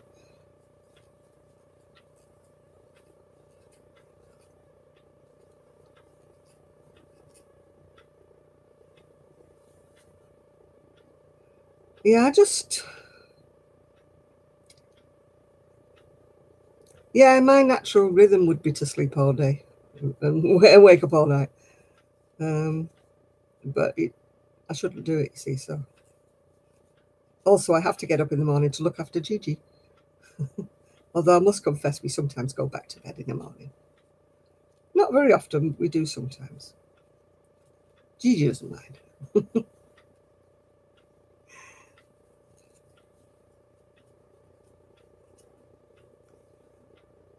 Gigi's quite a snoozy little dog, as you probably noticed, when I have him.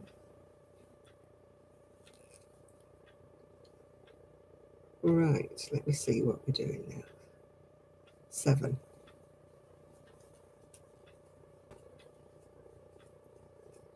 I don't know. Yeah, well, Gigi does come to bed when I go to bed during the day. Obviously, I don't have him at the night. He goes home at night, unless he's staying for the week or something. I'm getting my beautiful puppy sometimes. I do some knitting, Marva, but it hurts my shoulders and my back too much. So I tend to do it very sparingly and tend to just limit it to, you know, mittens or a hat or something. Although my younger niece, she does love knitting, me to knit things for her.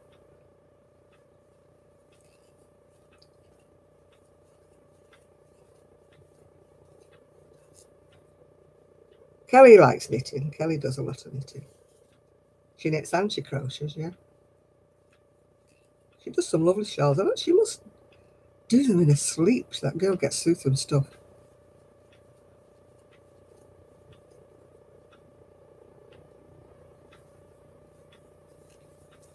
I can't knit in bed though.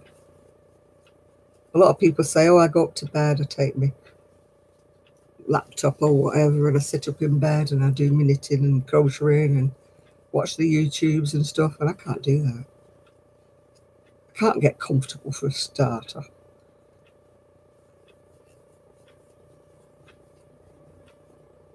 I love cats. I've had cats all my life. I don't have one at the moment. I had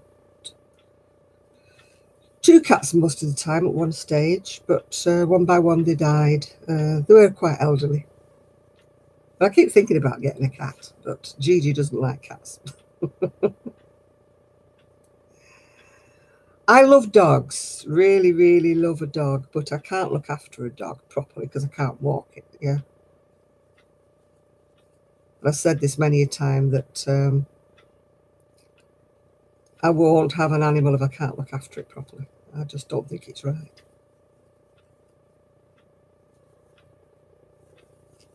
I mean, I know I could hire a dog walker, but it's a lot of money to hire a dog walker for every day.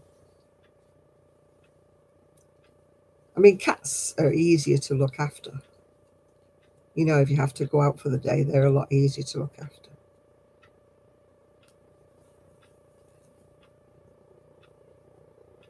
Next door's cat, well, next door, the other garden back at the back, she comes in every now and again.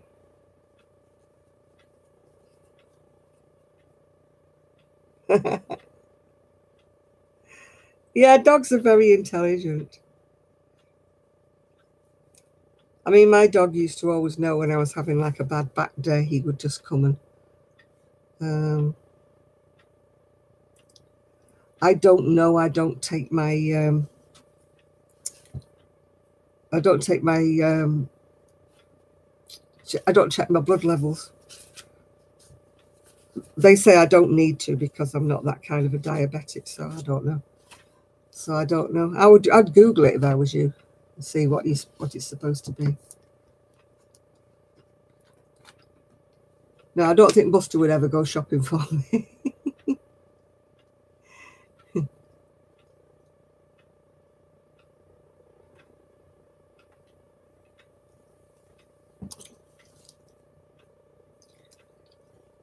No, I'm not on insulin for my diabetes.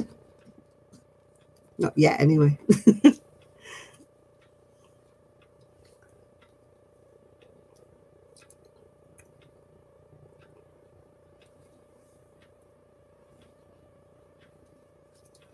I think I'm actually remembering the pattern a bit now.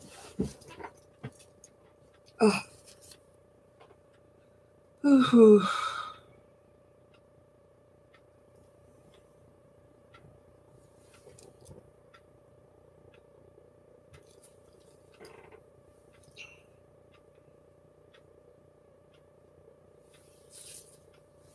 Well, I'm glad somebody can answer her questions, haven't I? Why do I keep getting these stupid things? No need to diet if you take this pill daily. Yeah, right. Okay. If it was that easy, we would all take the pill daily and not have to diet. So just don't go away. It's stupid.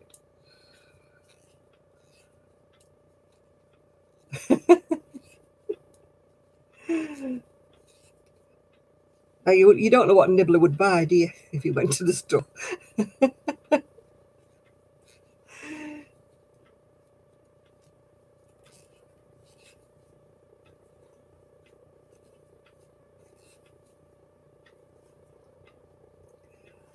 I'm on metformin and I also take that Trulicity, which is supposed to make your body produce its own insulin. But I don't know whether it does or it doesn't.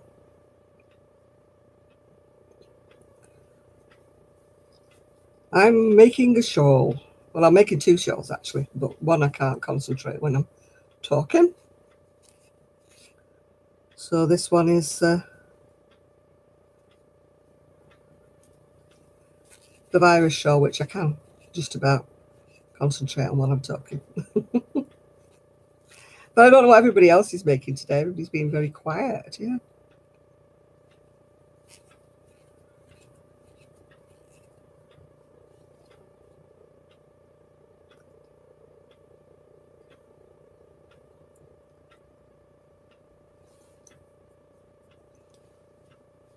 No, I don't believe my pills do anything for me. And my diet's chronic. I don't like eating all the things they want me to eat. It's not my natural thing to eat them.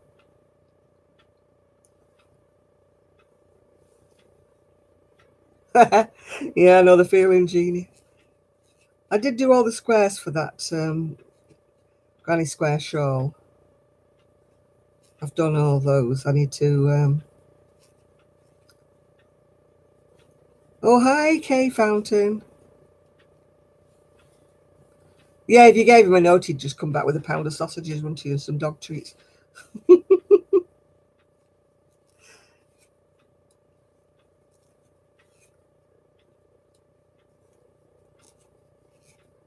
You know what dogs are like. They get to...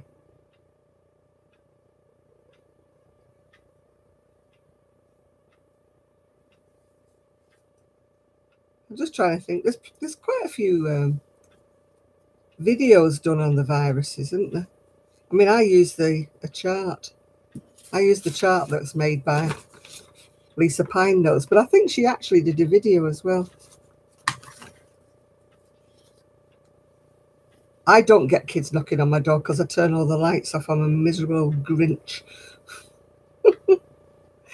So I don't have any kids knocking on my door.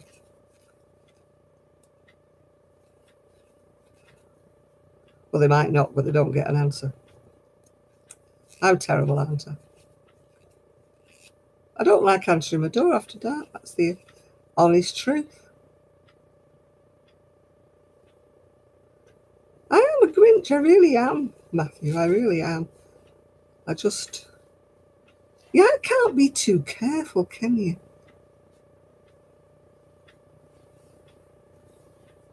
A cardigan to me is something that buttons up the front.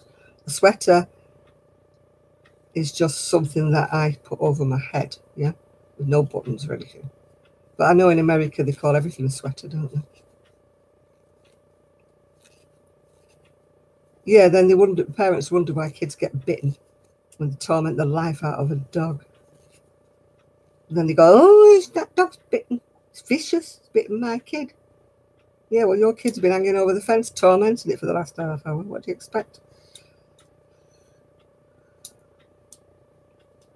Parents should teach their children respect for animals. You don't go and poke it in the eye. People have done that with Buster. In the end, I started saying, please don't come near the dog. You know. Yeah, then they turn around and say, you've got a vicious dog. Was I a strict parent? Bit mixed, really. Strict in some ways. Lax in others. I wasn't one of these really strict people, you know, you will do this, you will do that. Now, I used to lay a few ground rules down, of course. You know, what time he had to be in, and, you know, the same thing like tidy up your room, which never worked.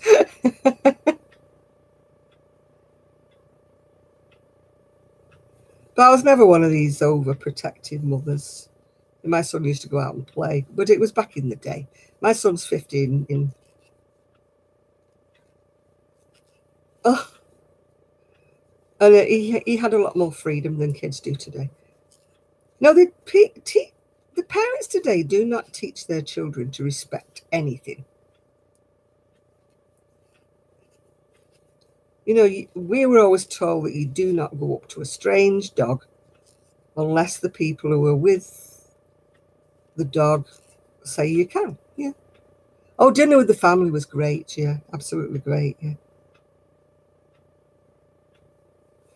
And they should be taught respect for other people's properties. You know, you don't go up and start whacking somebody's car with a stick, do you? Like, oh, he doesn't mean any harm.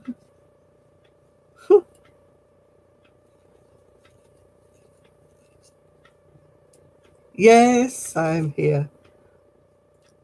I mean, this Halloween business wasn't anything when my son was little. He didn't do it. I never knew what Halloween was when I was a kid. We never did it. My son never did it. It's something that's drifted its way over from America. All this dressing up and putting pumpkins out and stuff. We never did anything like that. It just wasn't a holiday over in the UK. It's only caught on from... Yeah, dogs know immediately. They start to growl when somebody's near you. You know for a fact that, you know, that there's something funny about the people who are near you. I mean, my dog one day, I was taking him for a walk, and he just sat down and he refused to go any further along this path, which was a path we used to go on every single day. And he wouldn't go. He would not go any further. And he was only happy when we turned around and we went back the other way. I don't know what was on the other half of that path, whether it was somebody, an animal, or what it was, but he wouldn't let me walk that way. Yeah, because if you put a sign up saying beware of the dog, people automatically think your dog bites. Oh, your dog bites then, does it? No, it doesn't bite. I'm just putting that to stop stupid children coming up. I mean, a kiddie ran up to my Buster. Don't get me wrong, my Buster was very, very placid. But as he got old, he got a bit naughty and a bit niggly. And this kiddie ran straight up to him, and put her arms around his neck and hugged him. And I'm like, no, don't do that, love. You know, I mean, fortunately, Buster he tolerated it, you know, and he didn't snap at her or anything like that. But my heart was in my mouth because I thought if he's having a grouchy mood, you know, he could not bite at the child, but, you know, he would at it, you know, and give it a warning, like, you know.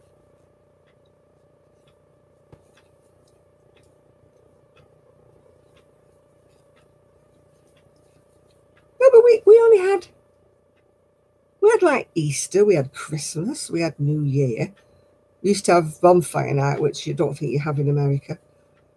So we never really had Halloween. Halloween was called All Hallows Eve, and it was the day when the dead was supposed to rise out. I mean, I used to be scared of All Hallows Eve. Didn't want to go anywhere near graveyards or anything like that. Yeah. Oh, hi, Rebecca. Oh, we talk about a multitude of things, from chocolate to crochet to anything. Now we're on Halloween.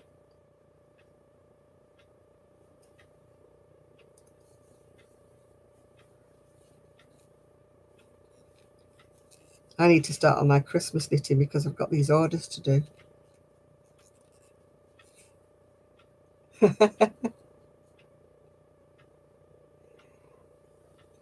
Oh, yeah.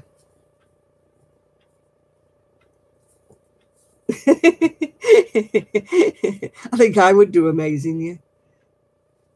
Man, it's getting a bit ridiculous, all this kind of... These women that say, you know, you can't call me love, you can't do this, you can't do that. I'm sorry, but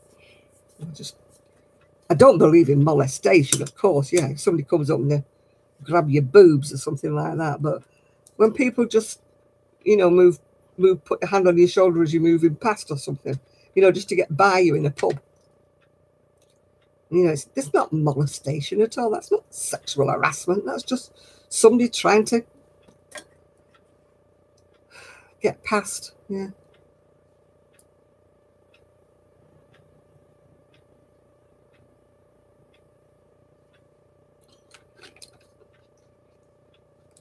I liked being asked if I'm all right, love. I do, honestly. To me, if somebody says to me, if I'm looking bewildered or something, and somebody says to me, all right, love, that's not demeaning. That's just somebody asking me if I'm okay in a nice, polite manner. You know, or can I help you, love? You know, it's just nice, you know. No, I've done all the squares I need for the shawl. I have not put them together yet. That's why I need to be outside on the big table in the garden with the blocking boards out to put them and rearrange where they're all shades of grey, but rearrange where I want to put them before I crochet them together. But the weather's been appalling, so I've not been outside because it's been raining. So I've got all the squares ready, but they're just not made up yet. So at the moment I'm doing another virus shawl, and because I've got a few orders to do before Christmas, before I start on my family's Christmas presents and stuff. Got to start thinking about that. Oh joy, oh joy. Then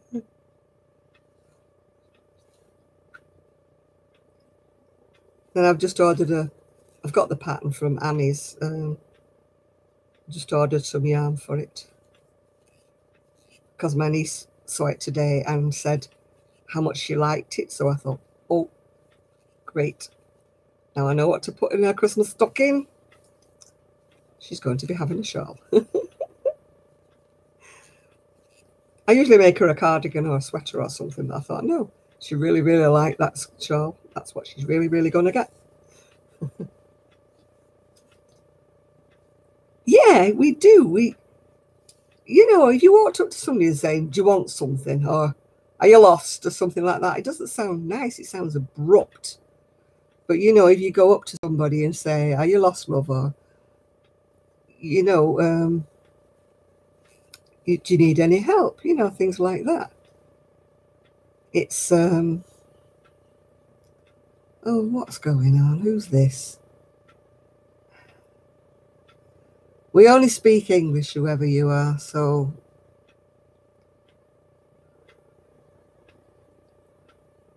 whatever.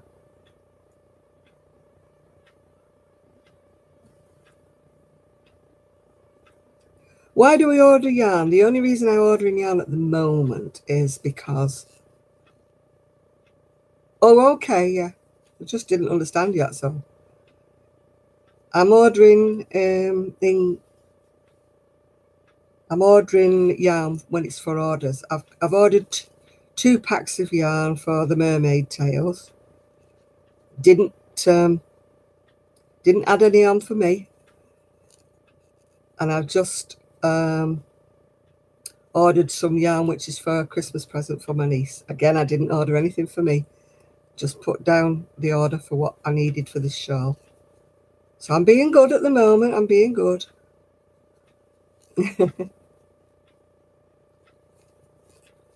Yeah, but I mean, I can't agree with this. We don't speak any other language, love, but English, so I don't know what you're saying to me.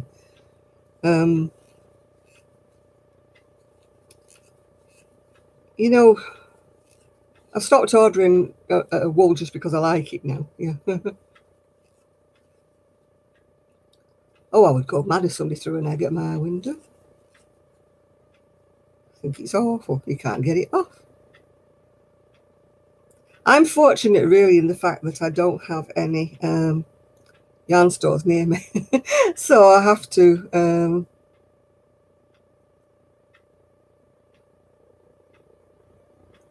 Yarntopia, a steampunk cardigan jacket.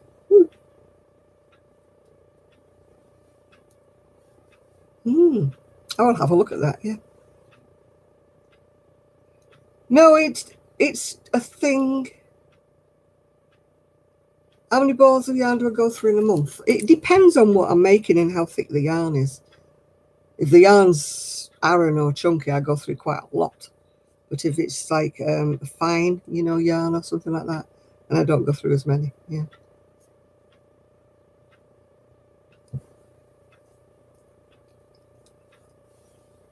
You know, if it's something like this thick, I would probably go through easily about 5 or 6 balls, yeah.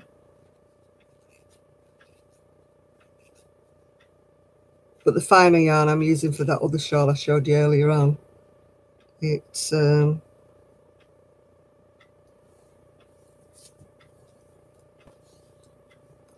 yeah, but I don't understand why these women are taking the huff when people call them love or something.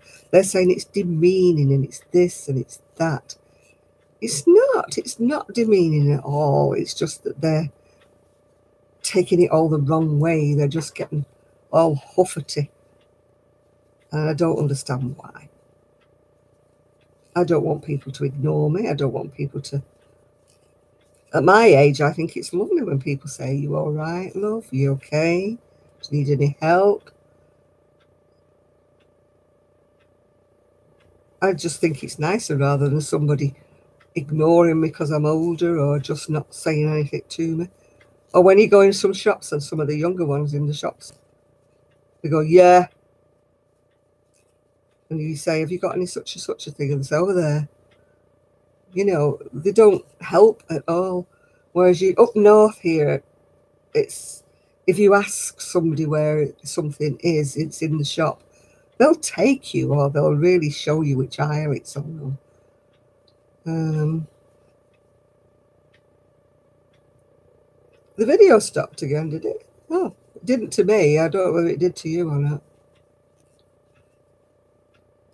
Yeah, but I mean, I can't understand all this. I know it's women's rights and all that jazz. Yeah, I'm a woman and I want my rights, but I want to be a female. I want to be deferred to. I want people to call me love. I always used to say when they were going on about equal rights for women, and I used to say, why do we want equal rights when we've got supremacy? Women have always had supremacy. The only thing we're not equal rights in is money-wise and jobs and things like that. But women want it all at the moment. And I'm sorry if you're a feminist and that offends you, but women want it all. They want more than equal rights. They want more. And I don't think that's right, yeah. Oh, we call people honey, love. Yeah, and I will not stop it just because some woman finds it offensive. You know, I'm sorry, but she can go and tittle off you.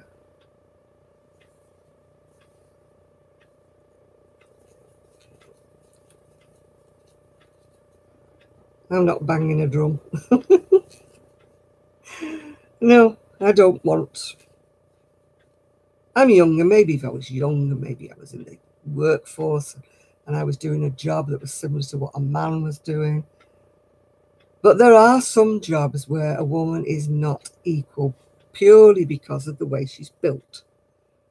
You know, a woman bricklayer, for example, a woman, you know, some women can do it. Yes, some women can. But the majority of women could not heave bricks up ladders and walk along things, you know, and be a steel erector and be up in the sky and stuff like that. Yeah, that annoys me, Matthew. That really annoys me. If you said that to me, I'd say thank you very much if you opened the door for me. I wouldn't expect a man to open a door for me, but if he did, I would thank him and say, you know, thank you.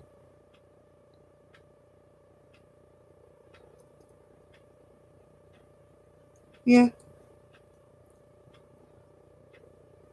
If a woman is doing exactly the same job as a male, exactly the same, then yes, she should be paid equally. But if a woman isn't doing the same job because she isn't physically strong enough to do that job, then no, she should expect to get a lesser pay. You know, she can't be doing a lot of the physical jobs that a man can do. Again, you've got exception to the rule. You've got these women that throw things around them.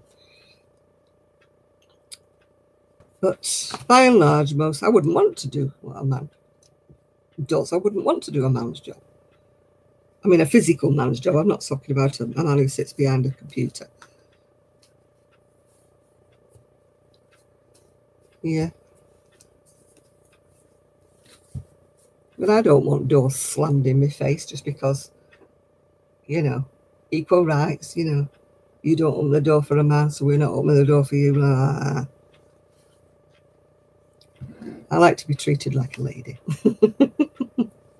Hi, Brittany. Yeah, I'm not doing too bad. It's growing slightly. It's actually coming up differently than what I would have thought. I thought it was more flecked, you know, from in the ball. But it's coming out more randomly. I'm quite liking it. Yeah. I think there's just far too much rudeness in this world. Far too much rudeness. In general, I'm not talking about anything in particular. Yeah, manners. Children are not being taught manners. Children are not being taught to respect their elders. They're just not being taught anything like that. It's like when a child's occupying a seat in a bus and you ask, could you sit down?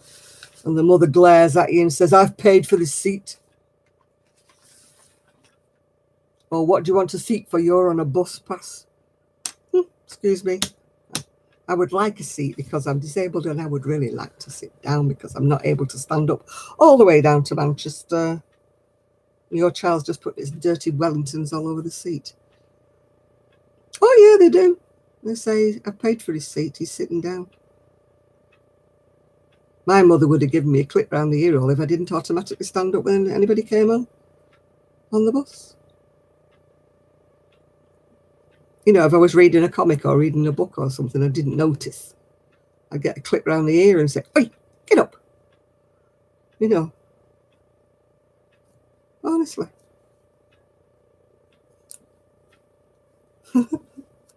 I hope I'm not here when the I can't even say it now, apocalypse comes. I hope I'm long gone by then. I don't want to die, don't get me wrong, but yeah. No.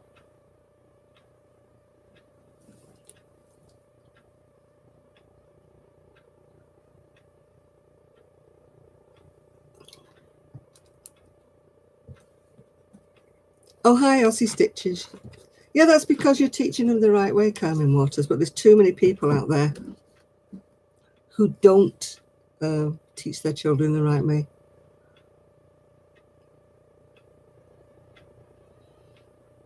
I'd like to see more world peace, Matthew, before I die, without everybody slagging each other off, stirring things up. I'm not naming anything because I'm not going into politics, but, you know, you all know the leaders of states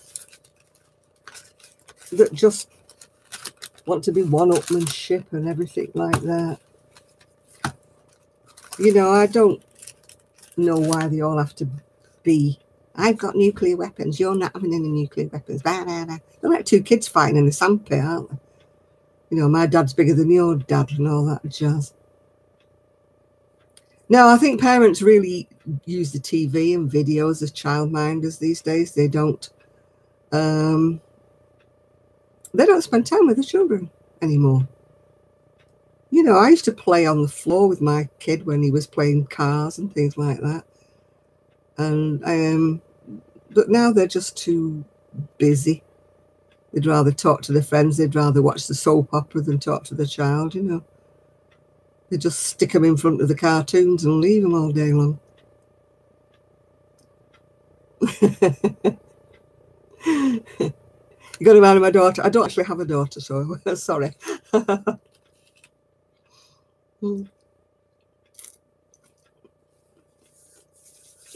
Yeah, whistle, whistle. We need our whistler, don't we? Right, Daniel, behave.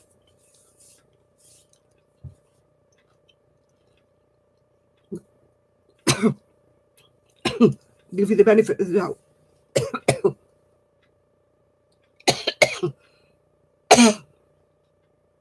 Yeah. See, my body knows that I shouldn't be having a chocolate, so it's just choking me.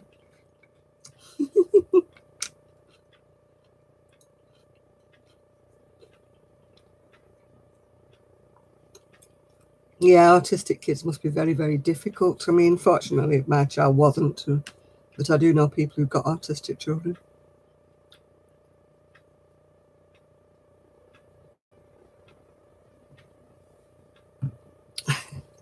Whistle is what Shan does when somebody comes on that she thinks might be a troll.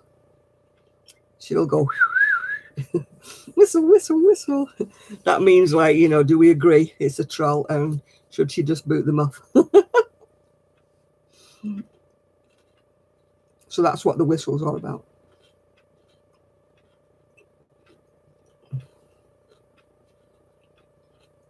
Yeah, I give people the benefit of the doubt. If they start muttering obscenities and things like that, then I'm sorry, it's not that kind of channel. You know, people who swear and say rude things. No. Not having it.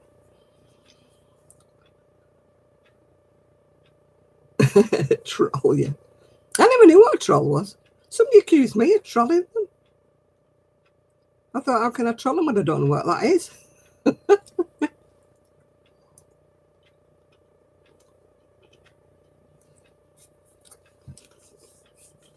Sue is absolutely fine. She's been in Scotland for a week on holiday, which is why I've not seen her. And her grandbaby has been born, a little girl.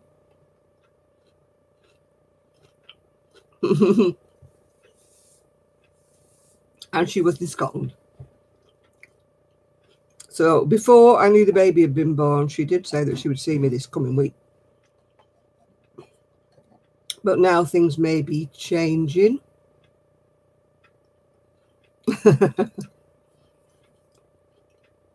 Now, obviously, she's going to come down and see the baby.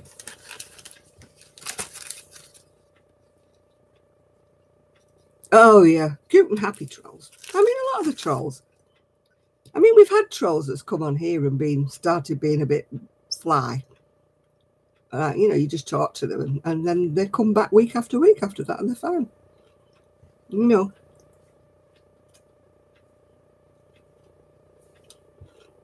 I don't like the ones who use foul language and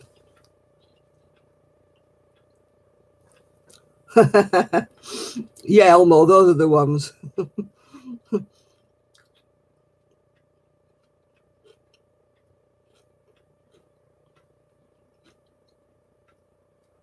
Daniel, what are you talking about? We don't do politics in here.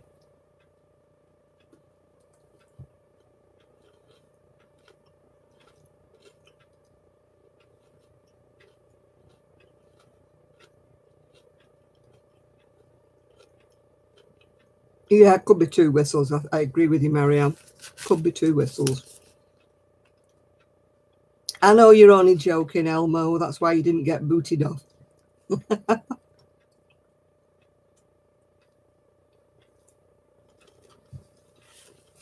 Don't mind you having a joke, Elmo, but we don't like it if you're rude. But apart from that, we're fine. We're quite easy. My favourite chocolate is one that's very hard to find, actually, because it didn't have it in the supermarket today. It's one that has like biscuits and raisins in it, or I do like rum and raisin. Again, that's hard to get as well.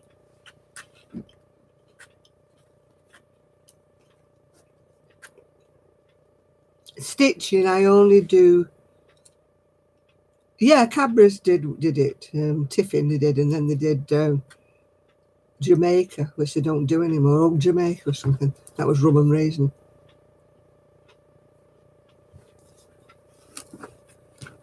What kind of stitching do I do, Aussie Stitcher? I don't. I only crochet mainly. I do knit, but I'm useless at embroidery or anything like that. And I sew very limitedly on the sewing machine. But it is very limited.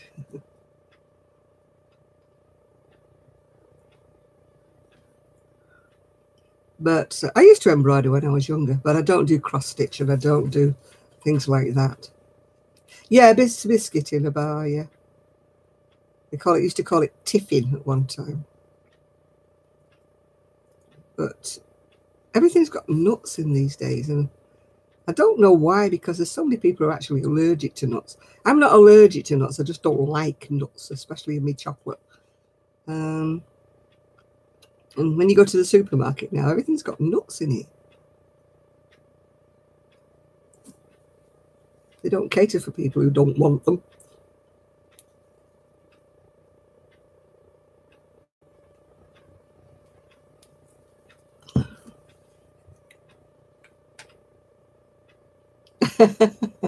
No, that's a scone or a scone. Yeah. Yeah, chocolate is a nut, but it's not like a nut like an almond or a walnut or something like that. Royal chocolate. Yeah, I presume there's chocolate that's got the approval of the Queen, you know, written on it.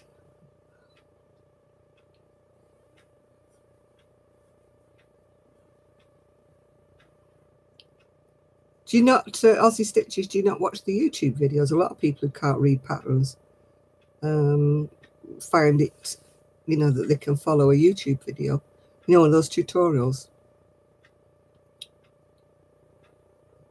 I don't eat much chocolate anymore, Matthew, because I'm diabetic. This is my Saturday treat, and I've just put it down now.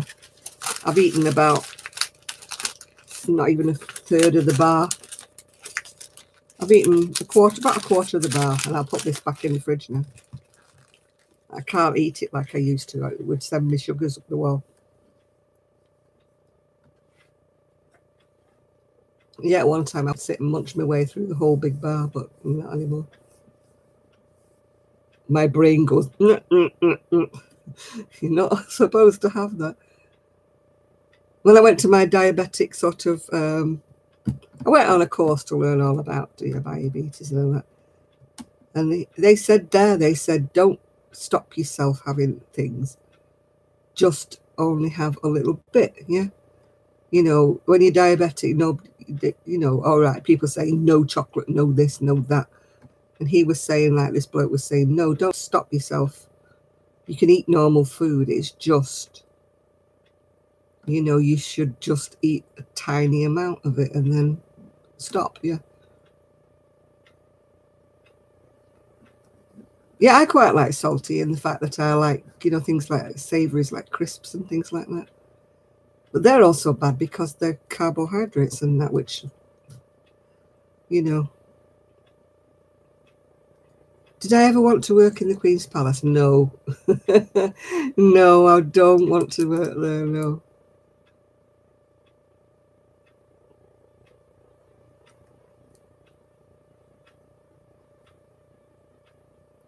Yeah, Chris saw chips, yeah. Yeah, I don't know how come I came to be diabetic, because I've never been one that's sat let whole big bags of sweets and stuff. Like you say, it's probably fats that do it with me. You can slow them down, Aussie Stitches. Have you looked at where the little things are at the bottom of a video? And there's one that says, like the speed. And you can slow it right down. Because I speed people up sometimes, because, you know, you get these people who go, and and it takes them forever to get around the corner at what they're talking about. I speed them up a bit, I must admit. I can't cope with it when they're talking too slow. But you can slow them right down if you wanted to. I mean, you can always pause the video, of course. But if you want them to slow down what they're doing, then that's quite easy. I think it looks like a little flower or something. Anybody know what it looks like? The little symbol on the YouTube. It's raining in Manchester. Yes, it is at the moment, yeah. Twizzlers. We used to have turkey Twizzlers in the freezer section, but they got such a bad press that nobody really eats them anymore now, because they're made out of all sorts of stuff. They're not made out of turkey or anything like that. If that's the kind of Twizzlers you mean.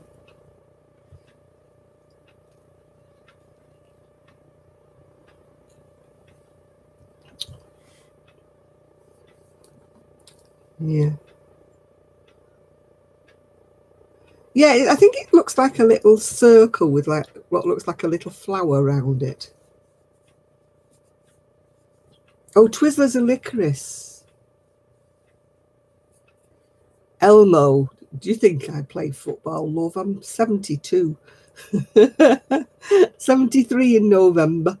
So no, I don't play football. Yeah, Twizzlers and meat. They're called turkey Twizzlers or whatever. They're in the freezer section. And they were meant for children, but they got such a bad press because they were made out of regurgitated bits of turkey. No, we don't have that. We have cherry, strawberry and black licorice, but they're not called Twizzlers, yeah. Or is it a gear? It looks like a little flower to me, Deborah. Yeah, no, I know the older can play, but I'm too old for that sort of stuff, love. Got a bad back and bad knees. So I don't play football anymore. I used to play football with my son when he was little. No, our Twizzlers are not the same thing. Is there something I'd love to learn? I would like to not so much learn Tunisian because I've known the basic stitches, but I would love to master Tunisian and learn to do the lacy stitches and things like that. It's just a matter of setting some time aside, and at the moment I just don't have the time to set aside.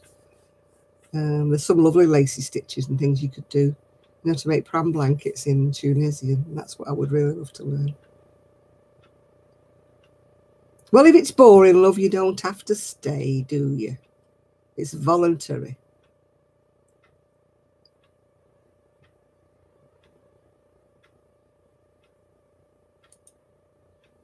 Why would we want to play Fortnite? Stupid. Bye, Frontier.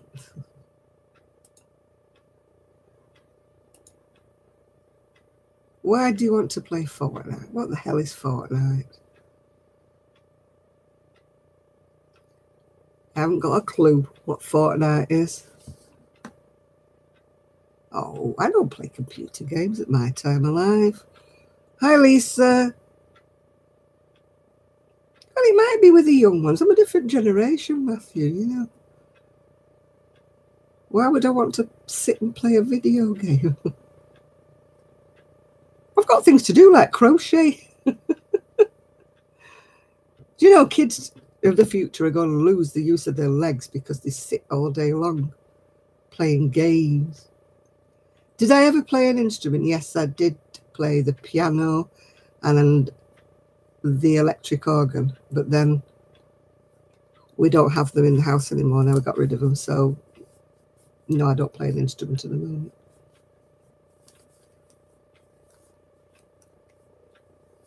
Yeah, I mean, I don't understand why they want to sit in front of a computer game when there's other things to do with their life, you know. Why sit in front of a computer game all day long?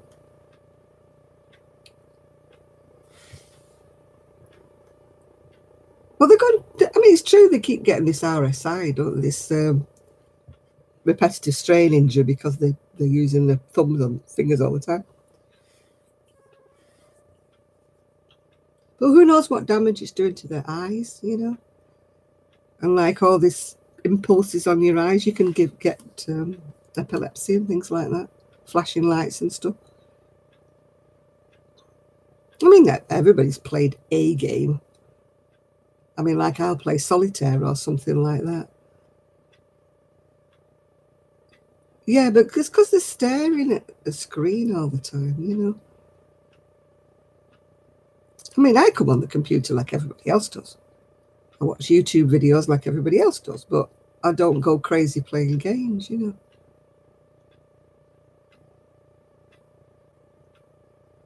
I'd go crazy if I had a kid that wanted to play games all day long. I'd be pulling the plug off everything. I was learning to read music. I did read music. I used to have lessons. He used to come to the house and give me lessons. I did them when I was a child, and then, of course, gave it up. Yeah, they're going to look like white pasty things because they never see the sun, do they? They're all going to have this vitamin D deficiency and everything like that, aren't they? Because they never go out. They'll all be long and tall and skinny or fat because they sit there eating crisps all day long, chips all day long. I mean, I do think a lot of this is for, obesity. I'm talking because I'm obese.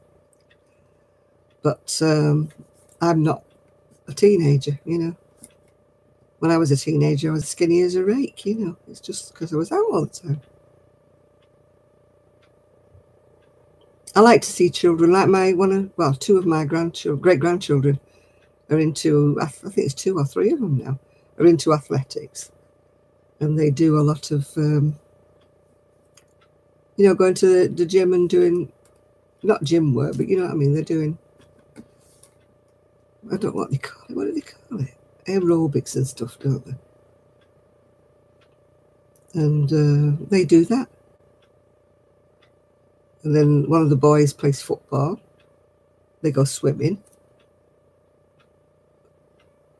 Because my granddaughter doesn't believe in them just sitting there watching the TV, you know. And neither does my daughter-in-law, yeah.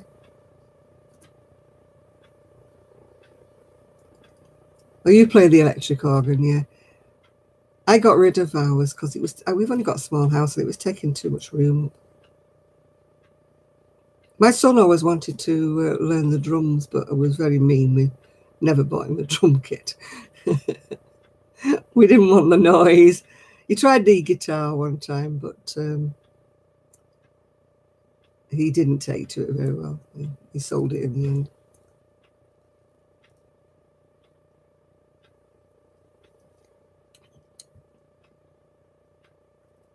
Yeah, he wanted a full drum kit, Matthew. You know, the full. I said, no. We live in a small house. We've got a neighbour, like, joins on to us, you know. I'm thinking, no. I think you would have to live in a house with grounds all around it. No neighbours for a while, you know, to give them a drum kit. Or, you know, these people who could afford to have the garage sort of soundproofed or something like that. And then their children can play instruments and everything. And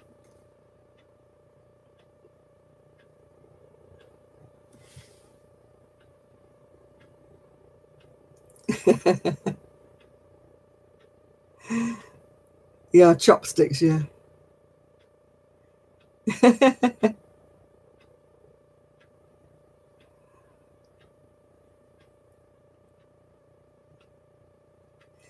Yeah, those are okay. We got my son, first of all, we got him like just a keyboard, you know, with headphones, which you know, they're okay because you can play them to your heart's content, can't you? And nobody has to listen. You know, those little electronic drums kits that just are like that, you know, so long as nobody has to listen to the row they make. But, you know,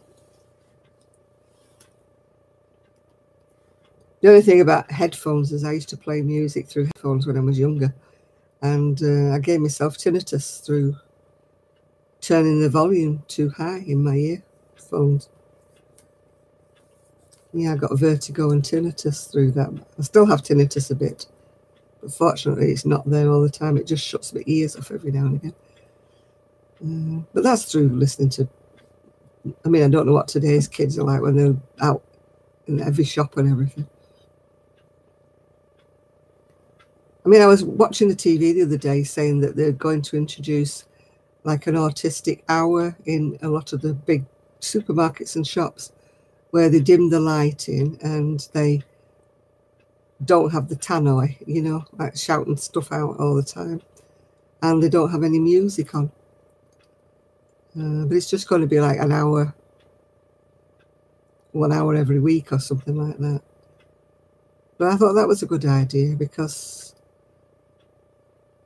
you know, if you've got a child that has problems, you know, even the beeps on the supermarket till, you know, get on your nerves, it's gone beep, beep, beep. You know, if you're sensitive to noise and stuff like that. I mean, I'm lucky as I managed to blank it out. I don't hear it. I used to work in a supermarket for a while, so you tend to just blank out anything that goes on around you, you know. you started listening to every tannoy message, you'd be sending you daft.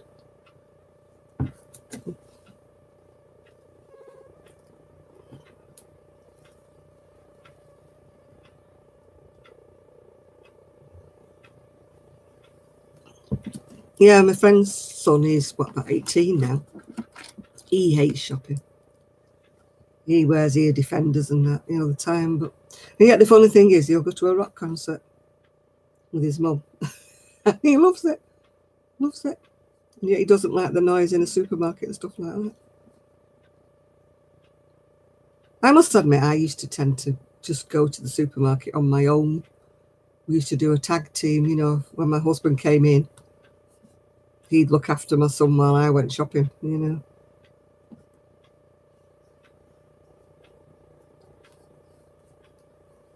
Yeah. I just tried not to go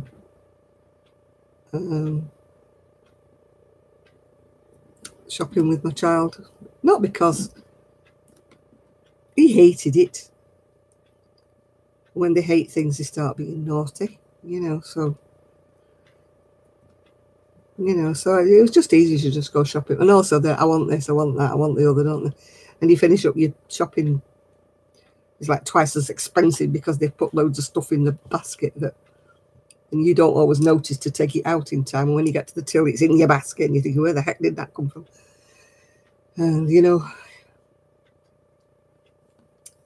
so it's...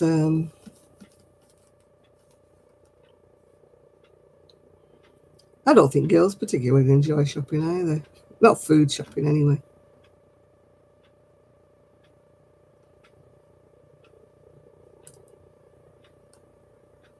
Yeah. No, I don't think kids do. I think kids get really bored. Oh, no, we're not going in there. Oh, no, oh, no. Or he would go and sit in front of the toys and...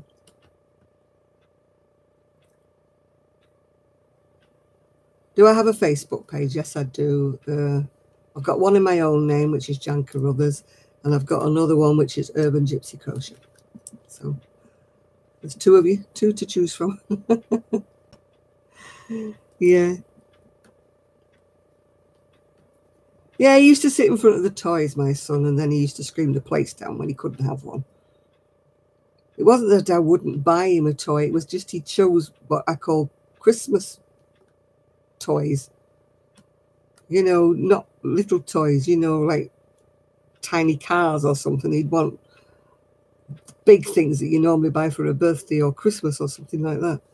Not that you buy every week when you go shopping, Then, of course, you'd have the tantrum then because, he's not having it, You can have a bar of chocolate. You can have a comic. You can have some crisps or something. No. He wanted this big, massive toy. So... Even though you'd said to him, when he come, we're not buying toys today, we're not buying them. So don't go looking, we're not buying them. But I'll just go and have a look. You can go and have a look, but we are not buying toys. And then, of course, it was always a big screaming match because we had to leave without a toy. So that's why I thought it was easier to go without him. Yeah. I didn't mind going shopping with him when we were just popping in for one thing, We're just going for a loaf or we're just going for some milk, yeah. Then we just go get the milk and go out again then. But he didn't do sort of weekly shop very well. I don't do weekly shop very well. I'd rather give somebody a list and tell them to get it for me and come back, yeah. I don't like shopping. And I hate going clothes shopping. I buy a lot of clothes, but I buy them secondhand. I buy them off eBay or whatever. I don't like to go into a proper shop, if you know what I mean, and look at the clothes because they don't have my size for a start off. It's like, what size do you want? Ooh. And then I just don't I don't like spending the money on brand new clothes. I'm not paying £40–50 for a dress. No way. I'm not down. I'm just in a lot of pain today, actually, calming waters, but I'm trying not to dwell on it. I've got my injection date for my spinal pain block. Not tomorrow, the week after, Sunday. So hopefully after that. It takes a few days for it to wear in. After that, maybe I might be back to my chirpier self today. Yeah, I don't believe in buying a lot of new stuff because it's not good for the environment, is it? You know, because there's so many clothes that go into landfill and stuff. So if I'm buying something that somebody else has already had, that means that I've saved it from landfill. And I probably wear it. It's like these jackets. These jackets I didn't pay full price for them because full price they're about £100 and something. I didn't even pay half of that for this jacket. But to me, I mean, I've just saved it from going wherever.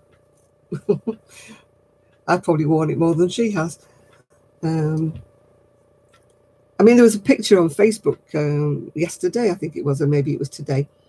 And it was 9 years ago. And I'm looking at the top I was wearing on this photograph, and I thought, oh my goodness, I still wear it.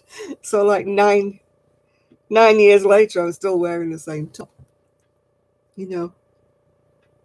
And even when I finished with anything, even though I've got it from a charity shop or wherever, Etsy or something, I will take it back to the charity shop, and so then it gets recycled again, you know. I mean, there's nothing wrong in what I call like recycling things, being, you know, you don't have to buy new all the time.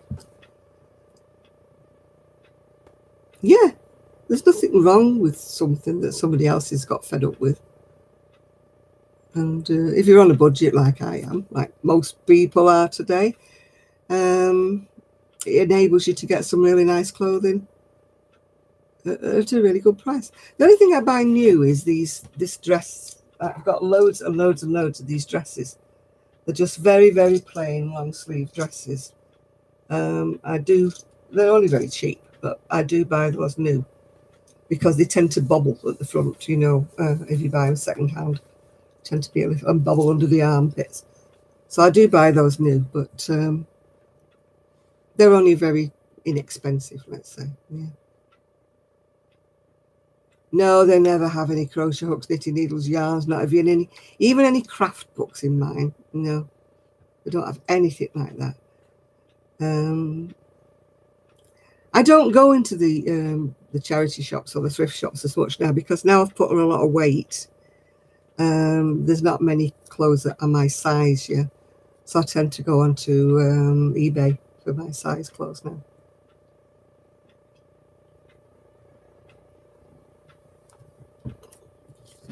But I like a lot of like what I call plainer outfits, like a plain colour dress, or this is like a brown top I've got on and brown trousers, and that way I can wear something jazzy on the top. Yeah,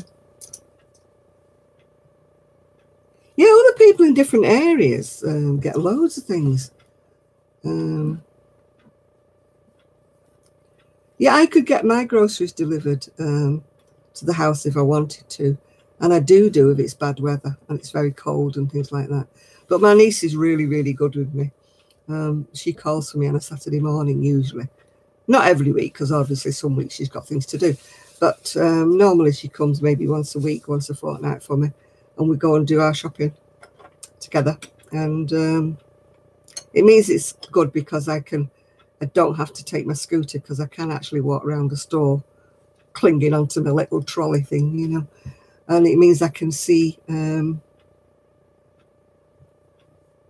know, things on the higher shelves and the lower shelves, which I can't, you know, do. Oh, old charts. She likes charts, does she? Yeah. I have a friend who she only ever uses the one basic knitting pattern. She's got one for a cardigan and one for a sweater. But she has, I don't know whether you ever watch, oh my goodness, what's she called? Joyce. oh, I can't think of her name now. But she always uses one of these books of like knitting stitches, and she puts them onto the basic patterns, yeah. And she does that all the time. I do that a lot with my crocheting patterns. If I have a crochet pattern like a cardigan or something that fits very well and I like it, I'll do it in many different stitches from stitch pattern books. And people say to me, oh, have you got the pattern for that? And I go, no, because I've adapted it from something else, you know. If you've got a basic pattern, you can do that. I mean, I must admit, I'm a demon for buying patterns. I really am. You know what I'm like for buying magazines. I buy magazines the whole time. And I need to sort them out because I've got hundreds and hundreds of magazines that I don't. And yet I find it very difficult to actually part with them, you know, put them on Etsy and put them up, not on eBay, sorry, and put them up for sale. Because I'm too lazy to go to the post office and post them off, you know. At least I admit I'm lazy. I do. I admit it. Yeah. But yeah, we've got no Trev today. He must be still moving his things from A to B.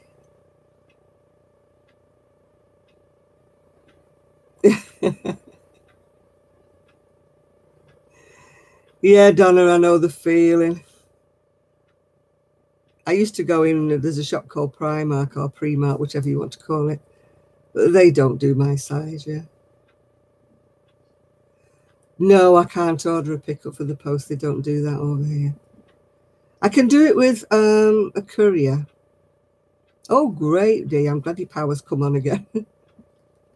I can order a courier within this country. You know, my Hermes that will take my things for me and pick them up for me. But a lot of the things I have to post to the US, so I've got to actually go up to the post office. And, you know, I hate doing that. The post office is always so crowded. There's always a massive big queue. And, of course, I'm in my scooter thing because I can't stand for ages in a queue. My back would just murder me if I stood for more than 5 minutes. So I have to take my scooter in. And the way the post office is, I can only use 2 of the tellers because the others are going like that way, and so I can only use 2. So I've got to wait while one of those 2 is free.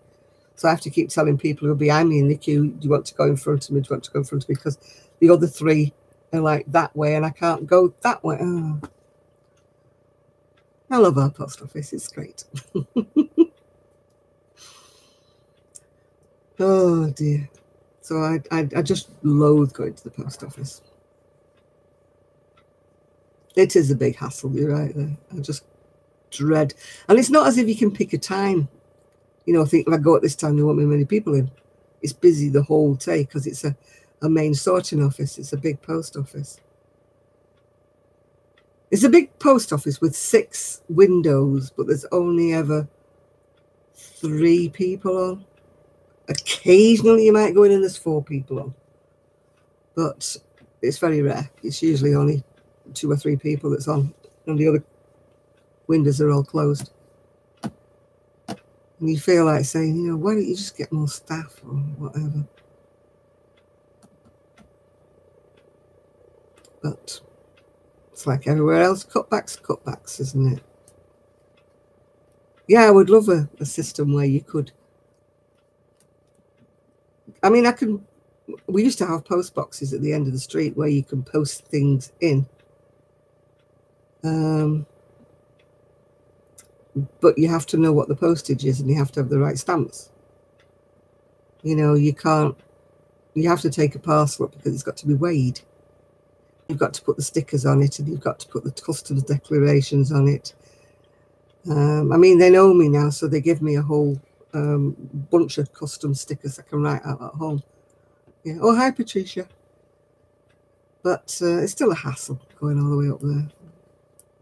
I mean, much as I love selling things on my Etsy shop, it's still a pain going up to the shop especially if it's raining. And I have to go up there in the rain, and you're trying to keep your parcel dry, wrapping it up in plastic and stuff. So the rain doesn't get it before it even gets in the post. Yeah.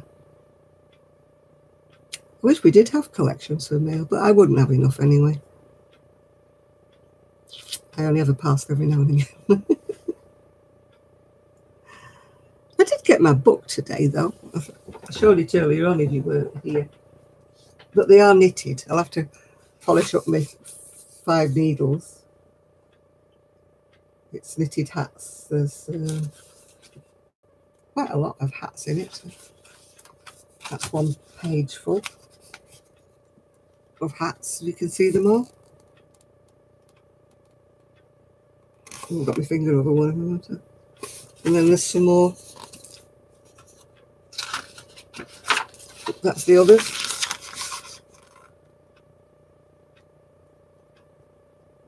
I think it was about £12 or £13 the book, but it's got 31 designs in, so if you think how much each pattern would cost you. But they're all done on, I can't knit on circular needles, they're all done on circulars, or I have to use sets of 4s. But it was on Amazon, yeah, Jenny, yeah. It's Diane Service, but she's got like 2 S's on the end of her name. Diane Service. I mean, you may be able to pick it up cheaper off somewhere else besides Amazon, but Amazon is the best way that I buy it, yeah. Yeah, they're all done on circulars if your mum knits on circular needles, but there's some really pretty patterns in. Usually you get a book and you think, oh God, that is just not for me, or not for me.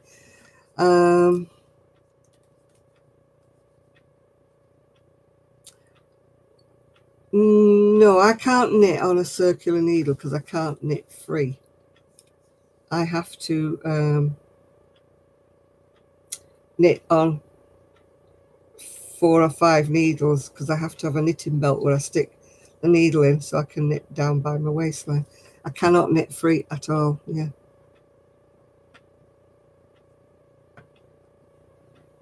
Yeah, she'd have to knit them like socks. She'd have to know them on... I suppose you could adapt it and do it on 2 needles and seam it, but then, you might get your pattern going a bit strange because they only write it with the knit rows, don't they? They don't write it with any purl rows.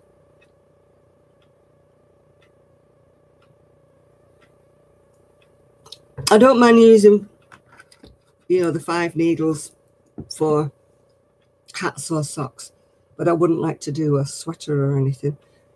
And I just cannot knit on circular needles. My tension is horrible. It's all over the place. And I hate like wiggly stocking stitch when it's all... It looks like somebody's beginning to knit. I have tried circular needles and I just cannot do them.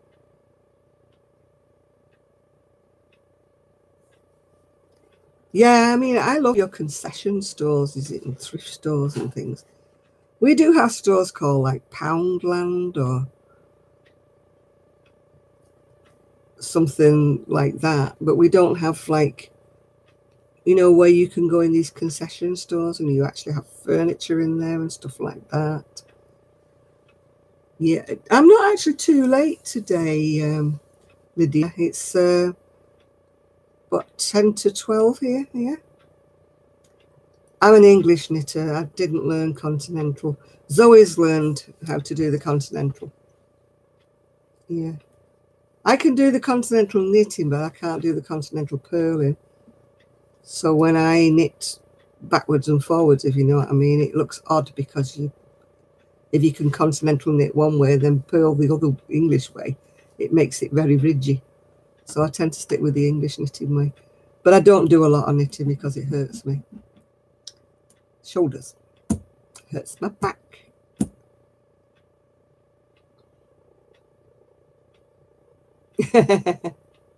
I was watching Zelda NRJ3.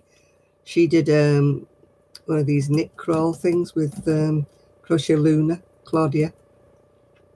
And she did a video showing the shops that they went into. I mean, it's all expensive yarn, obviously, expensive wools, because a lot of it was hand dyed and stuff like that. But it was just lovely to actually see these beautiful knitting shops.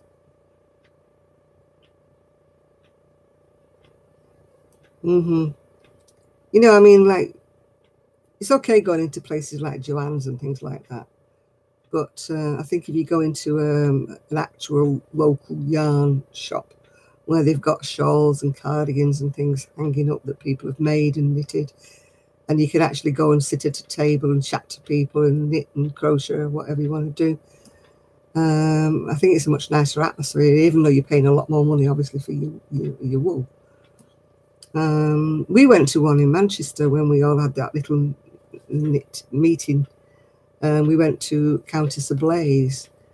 She does some absolutely beautiful knitting yarns, but it's like out of my pocket, really. I did buy two just because of the occasion I went there.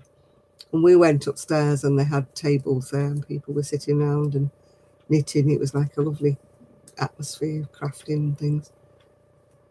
But, oh, hi, Deborah. But sadly, I mean, I wouldn't have been able to go like every week because it was out of my price range, and it's out of my walking range, if you know what I mean. Because if I got the tram into Manchester, if I could manage to get there, it's still too far for me to walk to get into this Countess Ablaze. Yeah. I think we're all doing. I've been knitting and crocheting, but oh, from the sheep, yeah.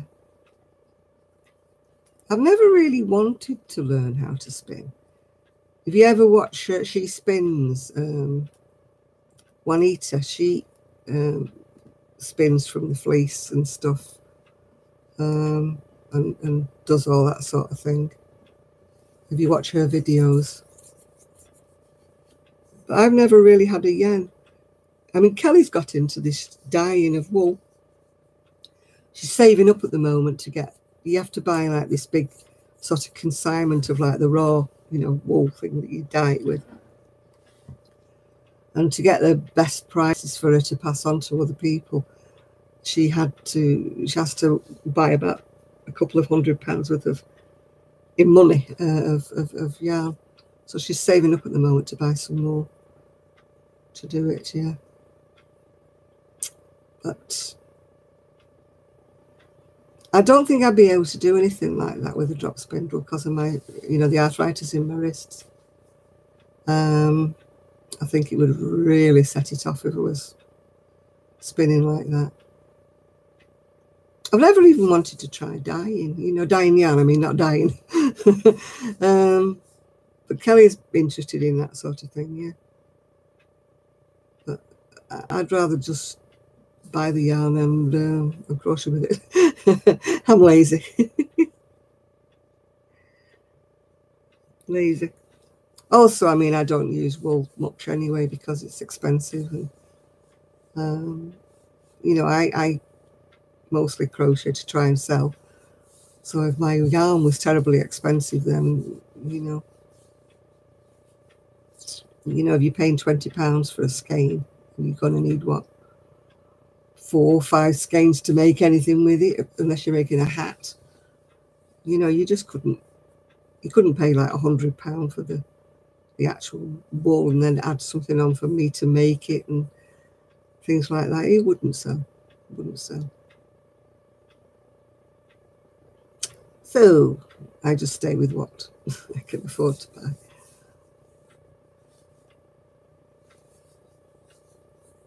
Anyway, I can't wear wool. I itch. I've got itchy nose now. I don't know why. Because what I'm using is 100% acrylic. I'm sure it is.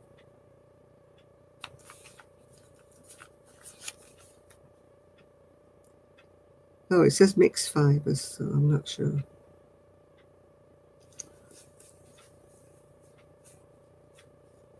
Oh, I love watching spinning. I just love, I could sit and watch people spin all day long. It's very relaxing. But I've never felt the urge to want to do it now. You know, when I've been to places like Woolfest and that, and they have these, you know, spinning wheels and things for sale.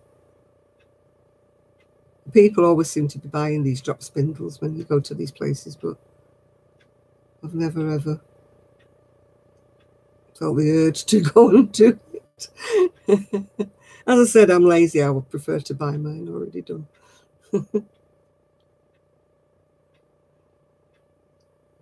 No, it seems a very slow way to do it to me, Lydia, you know. No, I don't want any new hobbies, no. I'm not taking up painting or anything, you know. I would like to take up wallpapering and painting, but I know I can't do it because of my back, because of the house is just falling to bits. I could do it, having everything wallpapered and stuff, yeah. No, there's no, as I said, I'd like to master Tunisian because my tension's up the wall with Tunisian. If you can't get your tension right, there's not much you can do unless you just make your own things up as you go along. You can't follow anybody else's pattern if you don't get it right. Oh, hello, Grace.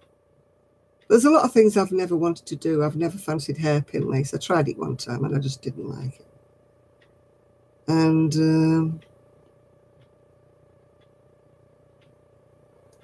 oh, goodness. I bet you're still tidying up. You're tidying up for ages, yeah. Oh, don't get me wrong, I love lovely yarns. I love nice yarns. I love the feel of it. I just can't wear it. Yeah. And also it's a little bit expensive, you know, for me to make a shawl, for example, with hand-dyed yarn. It's a little bit expensive. But when I look at Etsy sometimes and I look at the prices of things in there, and I think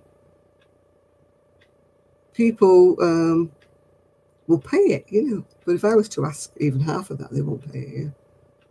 All right, Carmen Waters. Hope you enjoyed yourself. It's been a bit of a quiet night tonight, but I've been a bit more subdued, I think, than usual.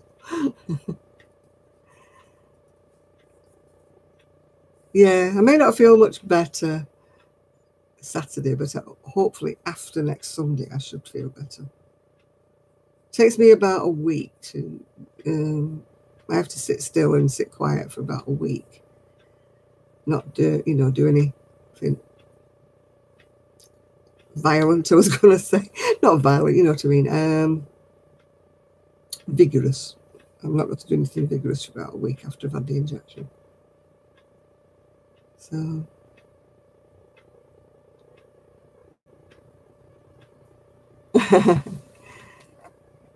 yeah, I know. I always just take a little bit of money with me when I go to these places so I won't get tempted. I wouldn't like use my card or anything like that, yeah. It helps, Brittany. It honestly helps. When I get enthralled in a pattern and I get in my comfy recliner chair, it does help a lot to concentrate on something else, you know. I feel sorry for people who don't have a hobby, because it would be easy to dwell on things that you have wrong with you if you're just going to sit in the chair and think about it. But if you've got any kind of a hobby, you know, that occupies you, if it's reading or anything, I think you need to take your mind off it. And it does help, actually, it does. But I am looking forward to my injection. I mean, I've been reading. They're only little novelette-y things. This is all about a yarn shop. And they do spinning and from fleeces and things like that. And they're all little mysteries set around this one shop. And I'll be sorry when I've read the whole series of them. I'll be sorry. I've got about another 3, I think, left, and then I've read the whole series of them until she writes some more, of course. But I just got really into it. It's the same characters in it, you know. and it's all set around the same little wool shop. Yeah, and I quite like it. As I say, I'll be sad when I've read the whole thing. Yeah. Yeah, I think anything that you do that you can put your mind into it. It could be a jigsaw, it could be anything, you know, that just helps you not to sit there thinking, oh my God, my arms are hurting today, oh, my back's hurting today. I get engrossed in something. I can get engrossed in a book. I can get engrossed in a pattern that I have to think about, you know, and, you know, try and get comfy. You put your pillows where you can get them comfy and stuff. And yeah, the devil makes work for idle hands. My mum used to say that. Yeah. Yeah, I can't sit still. I really can't sit still. Because it does, you concentrate on your pain if you sit still. And you're sitting there, you're thinking, oh, this is hurting. Oh, that's hurting. Oh, ow. Oh, yeah. Yeah. I've only ever had a couple of panic attacks, and that's because of flying. I don't like flying. I've had a couple of panic attacks when, you know, the plane's been delayed, just stupid little reasons, you know, and you're getting psyched up.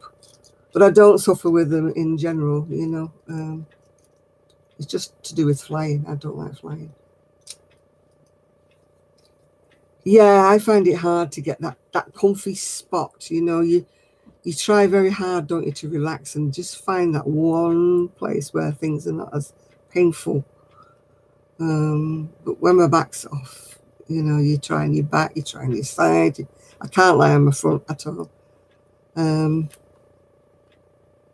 know, you try a hot water bottle, don't you? You try a heat pad, you try everything. Oh, I've tried them all, Lydia. You know, that's the best bit. And then when it's time to get up, you've found that comfy place, haven't you? You lay there, and for that time, and you're thinking, I've got no pain. I want to stay here. It's so lovely. And then your bladder goes, gotta get up. Gotta get up now. And you think, no, I'll just have another 5 minutes before I need to go to the loo. But then, you know, no, your bladder starts prodding at you, and you're thinking, oh, God, I don't want to get up. I don't want the pain. And then you get up and you stand up, and it goes whoosh through your body. And it's, oh. And you think, oh, hello, happy morning, good morning. I've even tried getting back in bed again, and then I can't find that comfy spot, you know. Oh, God, I would get panic if I was stuck in an elevator. I don't like them at the best of times. I don't like them. The worst one is in the Arndale Centre in Manchester. It's glass, and you can see yourself. You know, you can see everything that's going on. I would have a panic attack, even though I don't really have them. If I was stuck in a lift, I would. I'm a bit claustrophobic, so going in a lift, you know, where you're all shut in. I thought the glass lift would be better, but it wasn't. I just didn't like it.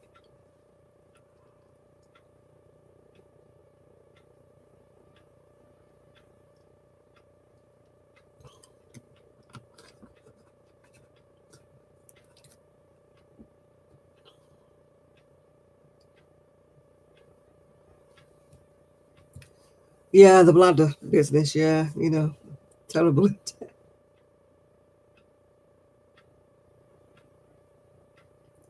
Oh, I would be in hysterics, Lydia. I really would if I was stuck in a lift. You'd never convince me that I wasn't going to die. I would be like, let me out of here. I'd be scratching at the walls. I'd be going crazy. Oh, my goodness. That would make me, I'd never go in it again, even though I can't walk up the stairs. No. In Paris, we stayed in this extremely old hotel. And that had one of those really, you know, like a bird cage it was, this lift. Yeah.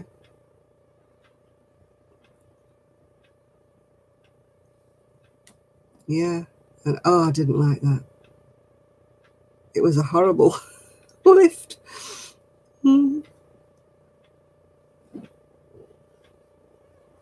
Yeah, I wouldn't want, if I got stuck in a lift, an elevator, that would be it. I would want to move out of the building. I wouldn't stay in. I mean, I would hate to live in a sky. I know some people have to live in a skyrise. It's the only opportunity they've got for a house. But I couldn't do it. I can't do heights. My friend lived, she was only on about the 9th floor, and I couldn't go anywhere near her windows. And she said, "Come here, look at this." And I go, "No, no, no, I'm fine. I'm sitting over here." I wouldn't even look through a window. It was just, I said I couldn't live up here if you paid me. If you gave me free rent, I said I couldn't live up here. Couldn't, honestly, no. But I know some people have to, because that's the only housing they can get, isn't it? But I wouldn't do it by choice.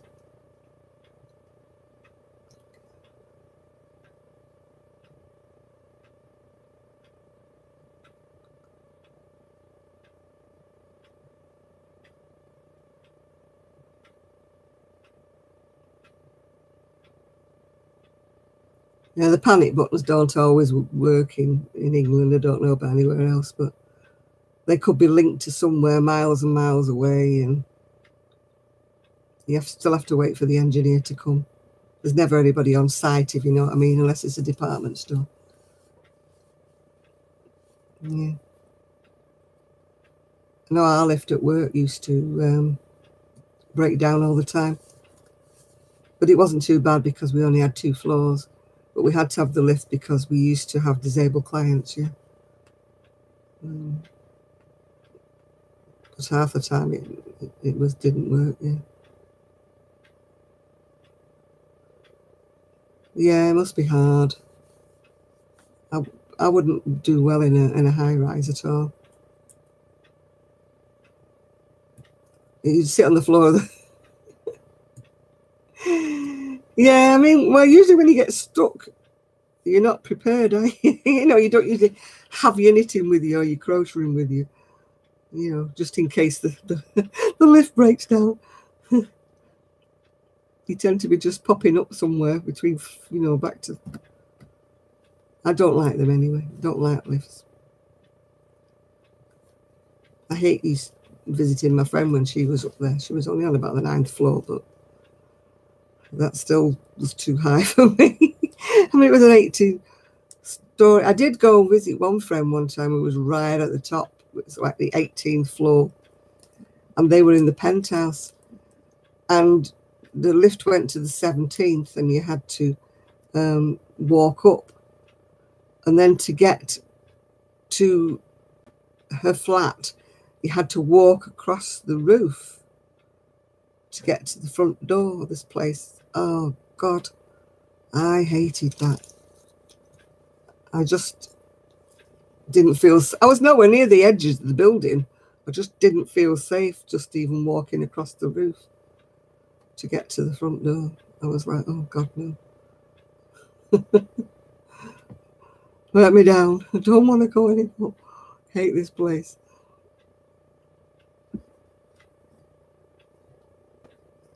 Yeah. I'd be stuck, wouldn't I, Lydia? Because I can't do stairs very well.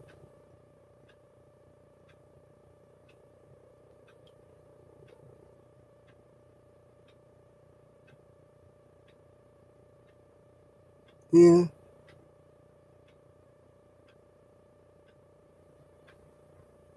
I know I don't like those lifts where you can see the wall moving. Have you been in one when little shops and that where they have the little wall moving? Oh, panicking. You climb trees? I haven't climbed a tree since I was about 30. Don't go up any more trees, Shad. Stay down on the ground.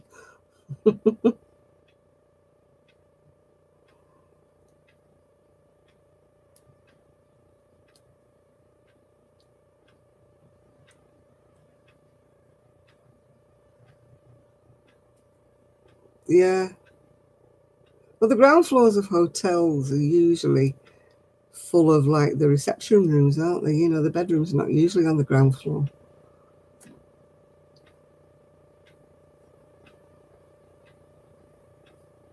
You know, it's a bit awkward, really. Yeah, I had to walk across the roof of this big, tall 18-story building. It's a flat roof. It was just like walking across a car park, really. But it was just the thought of the fact I was walking on the roof to get to the front door of this like penthouse. No. he loved it up there. He said, "It's great. Look at the views. The views are fantastic. I love this." I said, "How do you walk across there?" I said, "When it's blowing a gale and raining, I wouldn't want to walk across the roof." So that you think they would have built him a walkway or something, you know, a covered walkway from the lift, because you had to walk up the last flight of stairs because the lift only went to the 17th floor. No, I didn't. No, I only went to visit him once. That was it. No more. No more. No, I don't like heights. I have vertigo anyway. Looking down, you know, I don't even like looking down from my bedroom window. It's too high, you know. My brother used to go rock climbing. He did it all the time, yeah. That's how I found out I didn't do heights. Was I said I wanted to go with him one time. And he said, "Well, you can't because you don't know how to do it." He said, "But you could stay at the bottom and just do the baby thing, you know, the baby little climb." And I got up and I was stuck. I couldn't get down again. Somebody had to get me down again. That was the end of my rock climbing career. I climbed up the tiniest little thing, tiniest little face. It wasn't even that high, and I couldn't get down. I was all right going up. That's when I realized I had vertigo and I really couldn't do heights.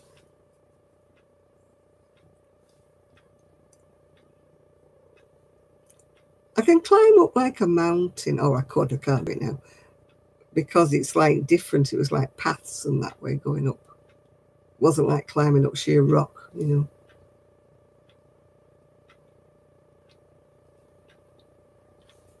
You like to create patterns? I wish I could create patterns. I'm pretty rubbish at that sort of thing. I can adapt a pattern, you know, and I can sort of adapt an idea that I see in somebody else's pattern, but I could never actually write a pattern. I think you have to have a certain skill to write a pattern out.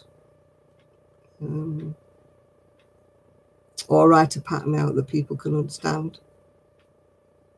You know, it's because you tend to write the way you crochet, and it doesn't always sort of be what people can understand. Yeah.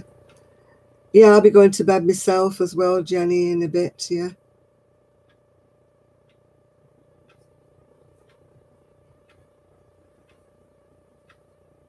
Oh, yeah, rappel down. Yeah. I wouldn't trust those blooming, what do you call them? Because you've got to trust the things in the rock, haven't you, to come down? You're going as well, are you, Donna? Yeah. Wicked Dab Master, you're coming on when everybody else is going here.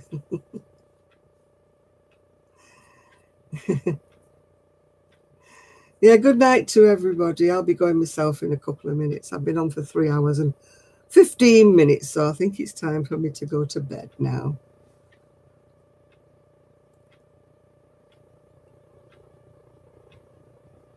Yeah, 12:15. Yeah, it's time for me bedtime.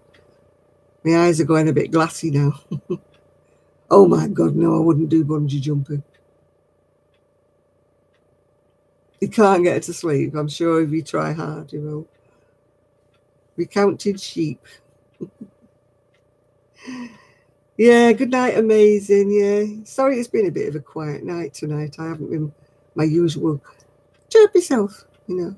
Hopefully by next week I'll be a little bit more chirpy. A bit more to show you, a bit more to do. I'm going to try and make a video this week. I really need to try to get back in the habit of making videos again.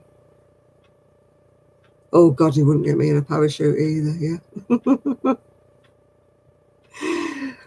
Right, everybody, I'm going to say good night. So thank you very much for keeping me company, even though I've not been much joy today. Yeah.